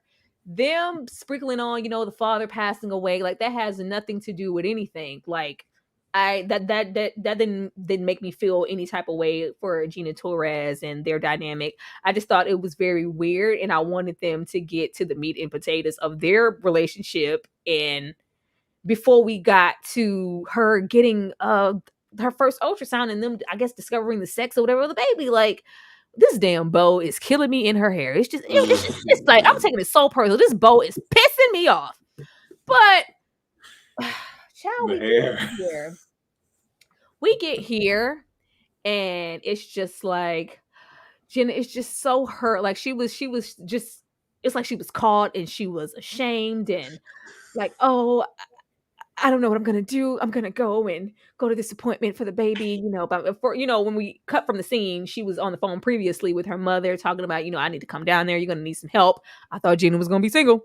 I was like, okay, this will be, pretty much the same. These traumatic little patterns repeating themselves. Your father wasn't in your life. You're like, this is what it is. We get here and it's just like, oh, he came. Oh God, he's here. Then it's like instantaneous. All is forgiven. Oh, it's a boy. And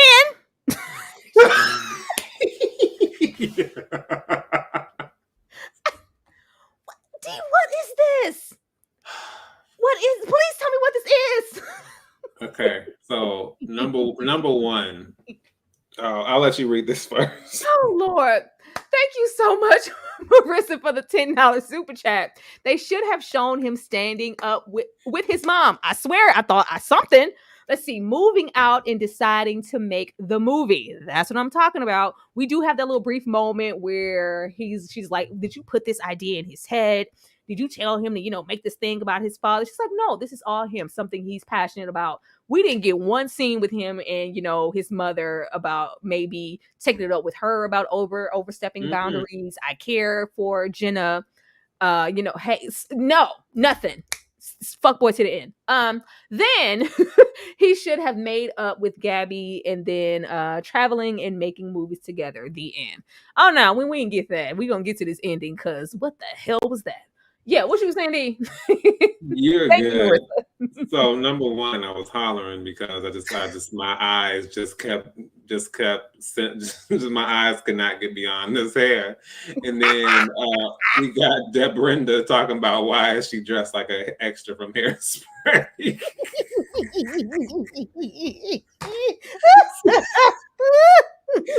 So yeah, I was trying to keep it together because I just was like, ooh.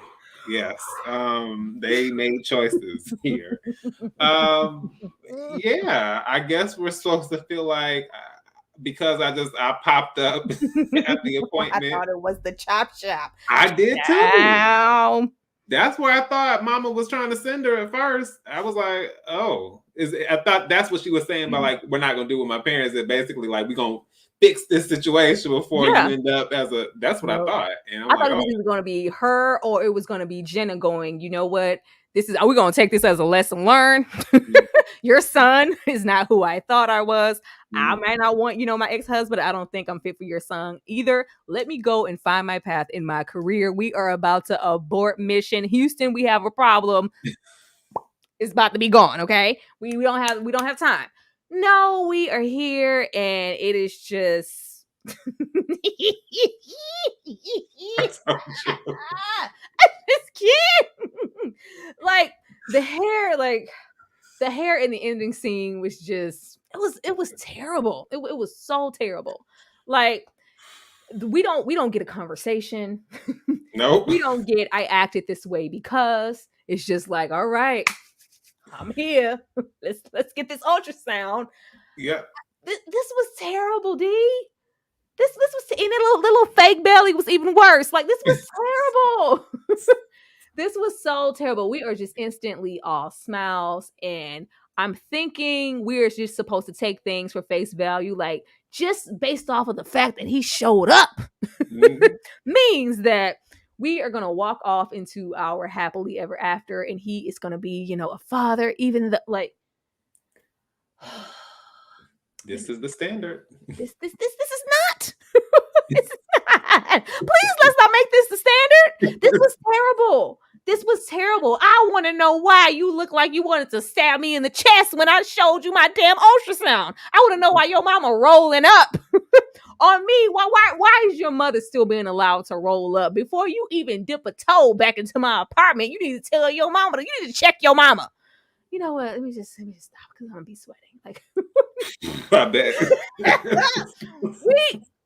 we leave we just didn't have anything to show us that he was maturing and stepping into his manhood to maybe even think, even though we're pretty much at the end of the film, we can tell that he's gearing up to be not only a man but a father. It was like, nope, I'm here at this ultrasound. I'm like, what?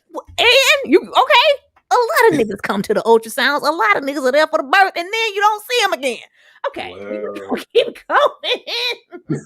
going. This was the dumbest ending I've ever seen. Like, this was so dumb. What the hell was this? This looks like a little excerpt. What was that? I think that was Cruella, where we had Emma Stone and them rolling up and being the little fashion. I damn near thought Gabby was finna hop out and go bam, like, yeah, talk shit now. Look at my outfit versus yours. Like, what? Why are we here? Why are we on this red carpet? We have not had one damn conversation. She stepped out like the all God being, and yeah, I'm giving this union my blessing. I love to see it. Girl, we the same damn age. Was this supposed to be a excerpt for us to look at Jenna and go like, girl, maybe that man dropped you because you was immature. Like, are you really 40? Like, I just why? What was this? What was this? Tell me what this was, D. Tell you what this was. Please. This Stupid as hell. This was once again another way to throw in a Devil Wears Prada scene by having the immaculate ball and having the characters roll in. And how can we wrap up all these storylines? Oh, she invites them to the ball and they're there together and the reporters ask questions and they give an answer. And what is the answer? What has she found? It's not a comeback. What is it, Tyra? A funky ass perfect fine. I was over it.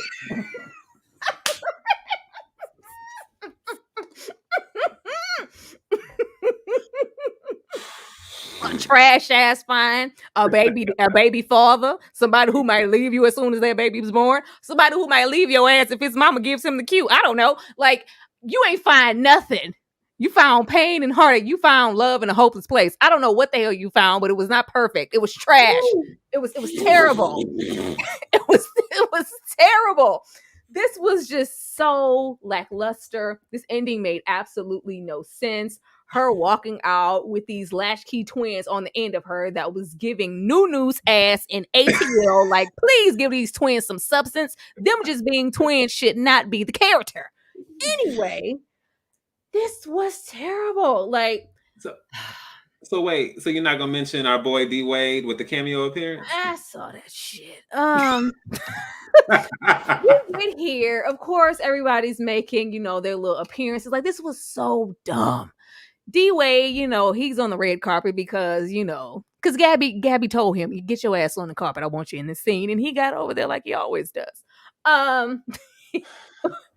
We are supposed to, I guess, take this and just assume that they're together and they're happy now and everything is perfect just because she's spoken to a microphone with them trash ass finger waves. Who did that? Who did that? I need y'all to go and rewatch this scene and pause on the back of Gabby's goddamn head and come back and leave a comment once you go to this scene, fast forward all the way to the end and flip it and pause on the back of Gabby's goddamn head. Cause why? It upset me. Anyway.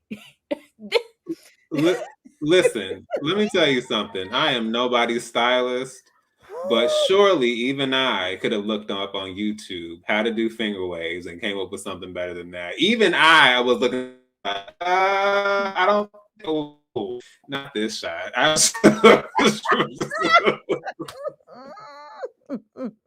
let's slob each other down and all is well. Crunchy finger waves. We had to kiss him again. Ryan Destiny, you thought we was gonna let this movie go off and I wasn't gonna kiss your man again? You thought? No, like, this was terrible. I hated his mom towering over them like, I'm giving this like Mufasa step into the light type shit. I was like, what is this? What is this? it had nothing to do with anything. It didn't give anybody any closure. All of their kisses were awkward. all all the grandma it looks very good. Give mama some sugar. It does. It does.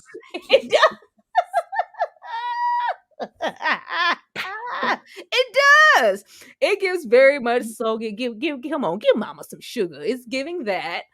A lot of the kisses here, if they weren't decent, they were awkward, just like their chemistry together. It just wasn't there, which is why I felt like this was some get back from Gabby. And like, girl, you were going to cast yourself and not another actor who has chemistry. Fine, you need to find a male in this role that you have chemistry with, because this was not giving. Like, this was terrible. And then they try to give us some classic, like, I thought they was gonna end it. It was gonna say Finn for all I knew. It said the end. And yeah, I guess they're happy. And Wait, did you see what Jade Fear said? Where's Jaden? Again, it's so many comments here. Where? Oh Lord, let me pause here on his hair. Where is he? You said who, D? Jade Fierce. Let's see. Yeah.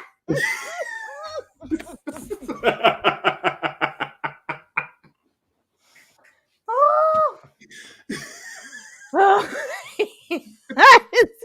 I need y'all to stop. I just can't.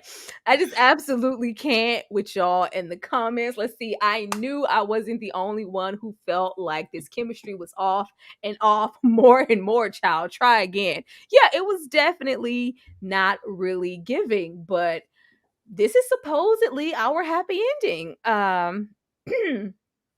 We didn't need this. We absolutely did not need this. I didn't expect anything to be perfect, but I absolutely expected better. D, how would you have ended this movie? You said, how would I have ended this movie? How would you have ended this movie? Well, see, the problem is, in order to end this movie, I would have to basically rewrite like at least 75% of the entire thing. Well, let's start from the premise of your mom sunned you in her penthouse. I looked to you like, are you gonna say anything? I just said I love you. She told me to get the hell out and told me I was fired. You're just sitting there not saying anything. From that point of the script, what's happening in the end for you, D? It's one of two things. If I want to extend the drama a little bit, then she walks off. He decides to stand up to his mom, but also have a discussion about why, like, because my bigger issue is the fact that they didn't discuss the fact that she was such a horrible mother to him. And I'm like, how was that not a conversation? It should have been like, my mom. Like, I guess it was just like all you ever did was, make sure I was good financially and, send me to the best schools and let me live in your penthouse, but you ain't never been my mom. Like, and we just kind of left that on the ground. But okay. Yeah. But yeah, I would make that moment a focus, make it about him really breaking away, take the time to kind of get it together and then reach out. Personally, I don't know if this is source material, so I don't know if I can avoid the baby mama drama, but at least the framework would be different. And if this is something we have to deal with, I feel like the dynamic, I wouldn't have, ultrasounds being dropped like Uno cards. There would have to be there would have to be some dimension in the conversations. Anybody who has read the book, please leave right now so I can read it. How did the book end? And was she pregnant at all in the book? Did that happen in the book? Please leave a comment right now, because I would love to know if that's something that they just contrived or just something that they executed wrong. Is Jenna Jones pregnant in the book? Like, because I don't know. I don't know why from these comments, they got so far from the source material to there was clearly something here. Let's see. Yeah, I want to know too. Yeah, Christine, come on. Let's see. What was the book ending? Yeah, can somebody please? Let's see. Yes, she was pregnant, but he didn't know until he was 5. Wow. Oh, that makes sense. I was pregnant. You didn't reach out to me. You left me, you sat on that couch. You didn't come after me. You was living your best life in your little apartment with your little Charlie Brown Christmas tree. I am raising our son by myself. That's Oh, I crazy. come back. I see Jenna. She has a 5-year-old. I'm doing, what my father did, whether he died or whatever, he was absentee, he wasn't there. Let me step up and be a man. And now I'm 5 years older, so I'm in a different place. Makes absolute sense. Why we ain't use that? Like, who said that? Why we ain't use this? This would have made a lot of sense. And 5 years, 25 and 30 is so different. It is. Oh, He it could definitely have is. been a totally different man. It could have been, if this is where we could have went, why didn't we go here? Why did we have him, about he was like this across the table, like, girl, if you don't get that ultrasound out my face, like, don't you ever put that shit in my face. Let's see. And he found out in a chance meeting. Makes sense.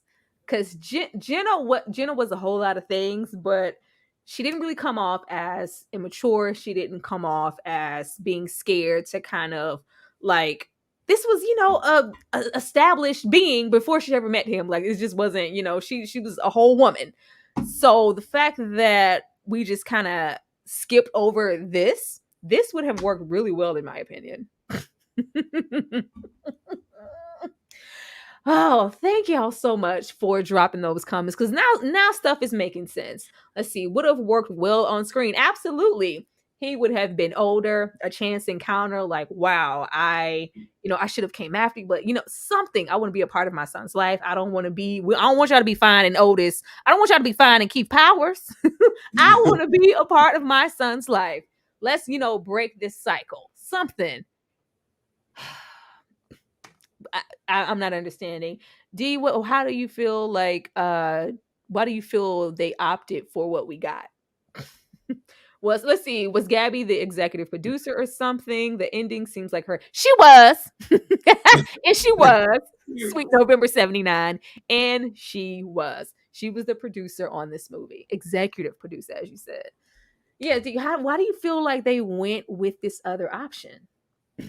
I don't know if they were trying to.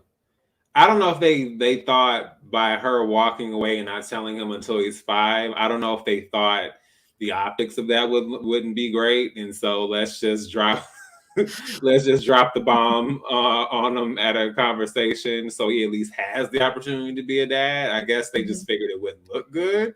Because we have a lot of, we have a lot of folks who do the whole, like, even with your baby boy review, people feel like Yvette is the villain in that situation. And that Pandora was a savior who was just trying to be a good woman to Jody and save Yvette, save him from Yvette. Yeah. So I don't know if they were just trying to do that, but unfortunately, I just think that people feel like their interpretation sometimes of source material works better. And it's like, rarely is that the case. Let's see, you kind of look like Keisha Cole in that pic. Let's see, Regina Hall would have been amazing. Miss her acting. Child, I don't know. And it's such a difference because you get like a Regina Hall. I feel like Regina has a little, because even with roles like what was she do? Honk for Jesus, like, yeah, she's still comedic, and then there's still essences where she is really acting and she's pushing through and giving something else, and something that's a premise like Honk for Jesus, like. And then you have your Regina Halls, you have your Regina Kings, and then you have your Sanaz and your Laurens and Gabby's over there. It's just it's different strokes for different folks. Like, I'm not even mad at her in this role, even though the chemistry wasn't the best. If the writing wasn't so subpar, this movie could have definitely worked. Let's see, Gabby could have been casted as Darcy, Kofi as her son, Regina Hall as Jenna. And you, Lala. None for you, Lala. You don't need to be here, ma'am. I mean, hey, that I'm here for that. Y'all know coffee be looking good, okay? See? That would have been nice. I don't think Gabby is in the place of, because she, as you know, the excerpt from the book stated, she is not in the position to want to really age herself all that much. So I don't see her putting her in the position to like want to play 20 something's mom. Like I just don't I don't see her wanting to do that. Like, oh Lord, let's see. She got pregnant, found out later, and never told Eric. Ran into him in the park when the son was 4. She wanted to give Eric a chance to live his life. Oh, isn't that nice?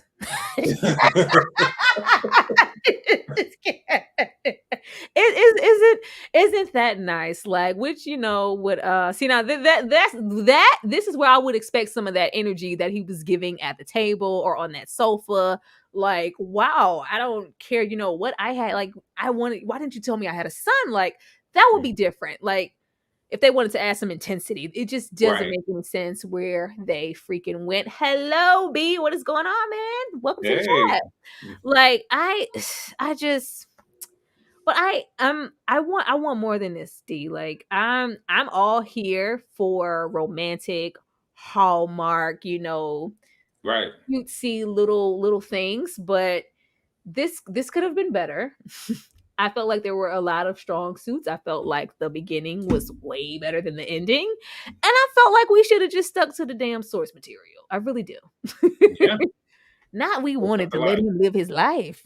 Oh, I mean, was that her being mature? Was that her, stepping?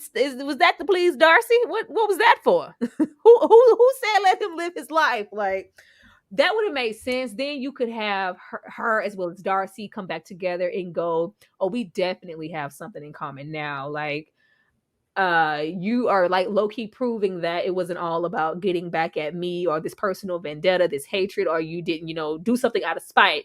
You put your own feelings to the side, and you now have like a 5-year-old, and you've allowed my son to grow up and live his life. I can, get with you on a certain level now, give you some type of respect. I don't have to come in here and talk to you like, did you do your homework? Do you want a Happy Meal? I just wasn't getting the breakdowns in the scene. Yeah, that would have made so much more sense versus what we got. Let's see. Hallmark, no to be yes. Thank you, Sweet November, for that $2 super chat. That would thank you. That would have worked so much better, and I'm just disappointed where they decided to go. But D, does this have any rewatch value for you? Will you be checking this out again? Do you think it'll like grow on you? I mean, funguses can grow, but it's not usually a good thing. So, like I guess maybe from that standpoint. But yeah. After they cursed her out, she was no longer, interesting. See? What? Well, what? What? Well, why? You know what? I'm just gonna leave it alone. We said everything that needed to be said when we said the writer was from Run the World. Let me put the writer on screen because I'm gonna need y'all to see this woman. If you see her, Oh no. just you go ahead and lower your little expectations. If you see let me where's this lady at? Because where is she? I need you to pop up, ma'am, because the writing was just D. I have told you several times we need to write a script. We're gonna have to, like, for real. And we need to, get it made and try to get our stuff out there because it's very Mhm. it's seeming real easy these days to get your Mhm. see. That's what I get trying to be messy. I don't even got a picture of her. Damn. Well, let me say this really quickly. Since you mentioned Tandy Newton, I would just like to say that I will never forget the "I'm sorry for taking your men," and maybe that's the energy that Gabby was on when she took on this role and cast Keith Powers. That's all I'm going to say. Oh gosh, I'm here for more black because this was black writer, Black executives. This is all three women. You know, we're here for the effort. You know, let's not take away. You know, all Black female director. They tried. You know, and we just gonna leave it at that. But D, I'm going to read a couple more of these comments. I'm going to give you the screen and let you introduce yourself to these folks, and we are going to get out of here because my throat is dry from laughter. Like, seriously. Seriously, D, you have been awesome. Let's see. I feel good romance for Black women was About Last Night. That was funny and sweet. I just recently watched About Last Night because it has been available on Netflix. It still holds up. It was still very funny. Like it was, but then you know that's where we are. About Last Night, is that like a decade old or more at this point? Like it's not giving what it used to. Let's see. Right, absolutely love feel good Black romances without struggle love. Oh child, you ain't getting that. You ain't get fungus. Let's see, they made her a baby mama, so no, Dancy, this wasn't the rom-com that I wanted for Black women, especially dark-skinned Black women. Child, take that up with Gabby. Yeah.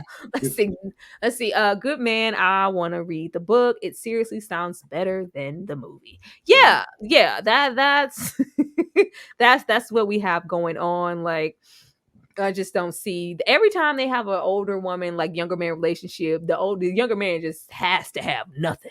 He has to have nothing. Let's see. All right, I forgot about the baby mama part. Why you forget about her rolling up with her hairspray unit on? Let's see. Not Remy eating. Like seeing Remy Ma was a highlight of the movie. That's a sad day, child. Let's see.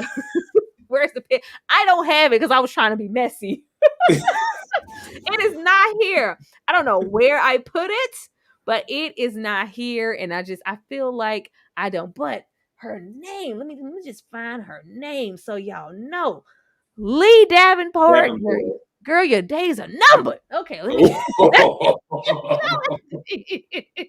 Because why you do this? Let's see, Tandy been on a timeout since then. All of that, like I'm sick of Tandy. Tandy better get out of my face. Tandy needs to be on a timeout with her problematic self. Yeah, we ain't seen her roll up in a minute. The book is a great read. I hate the concept, but it was written very well. Yes, written by a fellow Black woman. This was a Black female affair, and we just botched it. Let's see. Let me read this last one. Keith Powers can't act at all. Child. See, I was gonna let him make it. I was gonna let him. I be trying to give the young, unseasoned, because I haven't seen him in a ton of things. I think he need a little time. Don't tell me Google is my friend, Dame. See, you think I need to get on? I ain't doing all of that. Y'all want me to do work?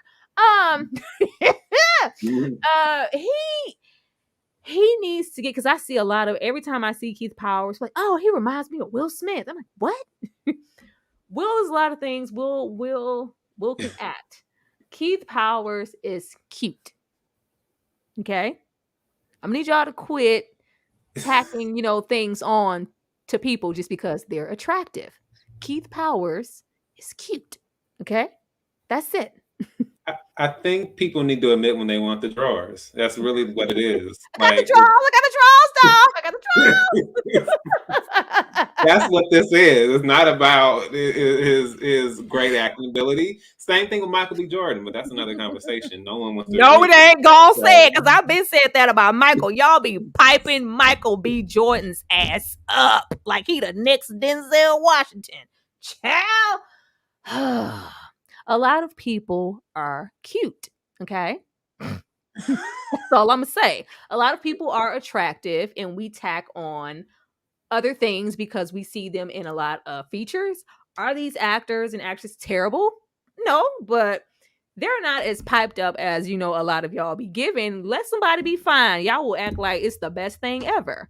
A lot of people are just attractive, and that's okay. A lot of people get by on Gabrielle. Never mind. A lot of people get by on just simply being attractive. There's nothing wrong with that, but stop piping people up like, oh, this is the best thing.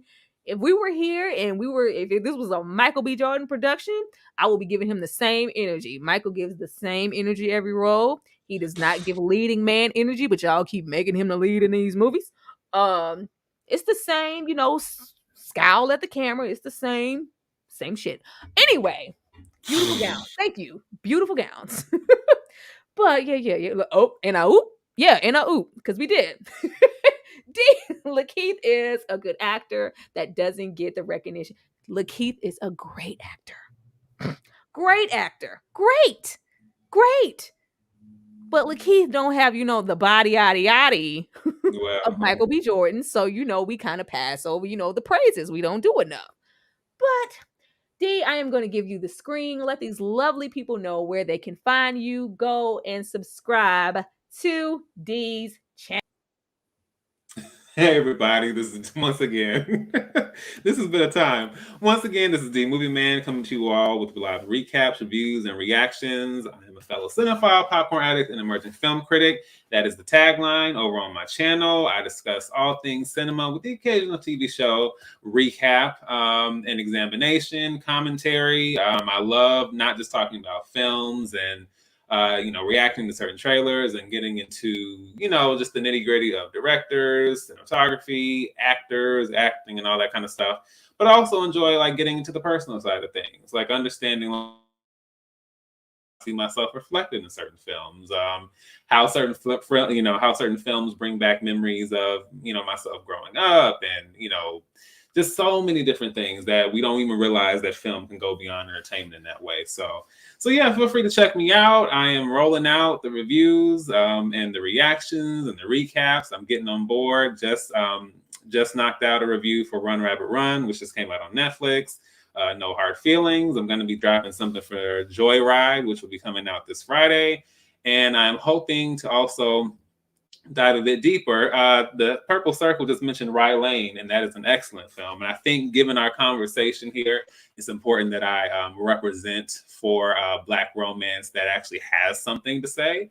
So I think I'm going to go ahead and give that a shot. So in the meantime, you guys get on board and support. I had to come back. Rye Lane was exceptional. It was. Rye Lane was so good. Yes. Rye Lane and the 3-way movie that is on Hulu. Rye Lane was so good, so funny, too beautiful, I love that deep melanin black skin leaves. They Thank you. Black. I loved it. It was so good.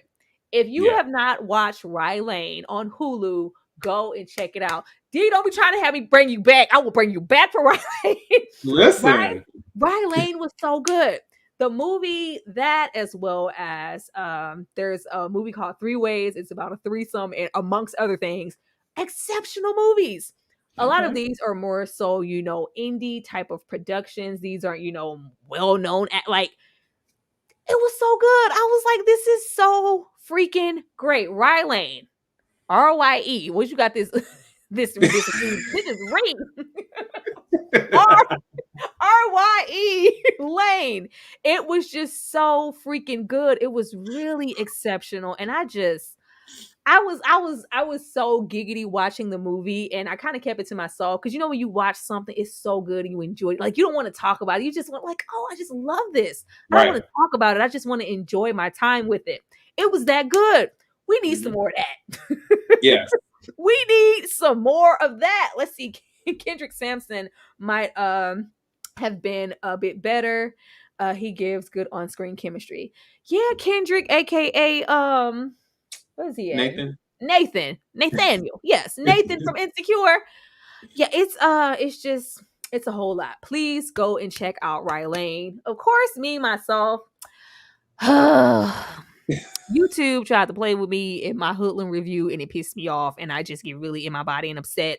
Hoodlum will be up shortly after I freaking rework it. It annoys the hell out of me when I have to go back and tweak what I already thought was perfection. You know what I'm saying? But that will be dropping really soon. So please be on the lookout for that, as well as everything else that we have coming.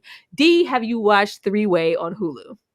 No, I wasn't aware of it, but now that you said it, it's going on the watch list. I will watch it immediately. It is so funny, so great, like really good material for these type of lives. If you guys want D and I to come back here sometime, soon for Rye Lane or the three-way movie on Hulu, please leave a heart in the chat now. It's 90 of y'all in here. What's good? What's gully on them hearts? What a heart's at?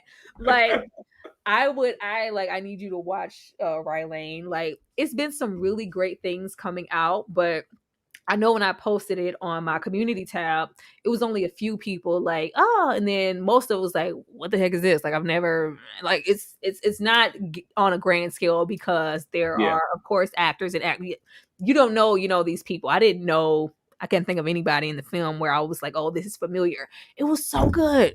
It had so much like it was good, like Jamaican oxtails. It was juicy. It was so good. Like I need some of that. It gave you something to savor and lean on. Here we come, coming through with the hearts. I'm loving it. I'm absolutely loving it. Yep. Come on, bring it in. Well, I absolutely would love to do that. But D, thank you so much for being here. I appreciate you. You know that. Like, make sure you guys go and subscribe to D channel. Be on the lookout for everything he has coming. Help him reach that next milestone of 2,000 whole subscribers. And help me get to 20K because I'm not even going to play with. Yes. We finna go over here and see what's happening around the corner because y'all been playing in my face for about 3 weeks now. Let me see. Let me go on and see before we head up out of here. What's happening on the dashboard? Please say 20K, and it does not. We are at 19,982 subscribers. Tell your sister, tell your daddy, tell Paw that just sit there and go, hey, don't turn it. I was watching that. Take his side phone and just go subscribe to the channel. He ain't gonna know. Come on now. Grab your baby's phone, your little baby's little iPads that they go to sleep on, your little 5-year-old. Go create it. Go over there and subscribe to my channel on Lil Peanuts account. Come on now. We trying to hit 20K. Stop playing. But I love you guys so much. D and I will definitely be back. Thank you guys so much for watching. Please come back next time. I don't care what it is. If you get that notification, if you see, come through and support us no matter what we're talking about. I see you guys next time. Whoo, good night. Be way bye to the people. They better get their ass over there.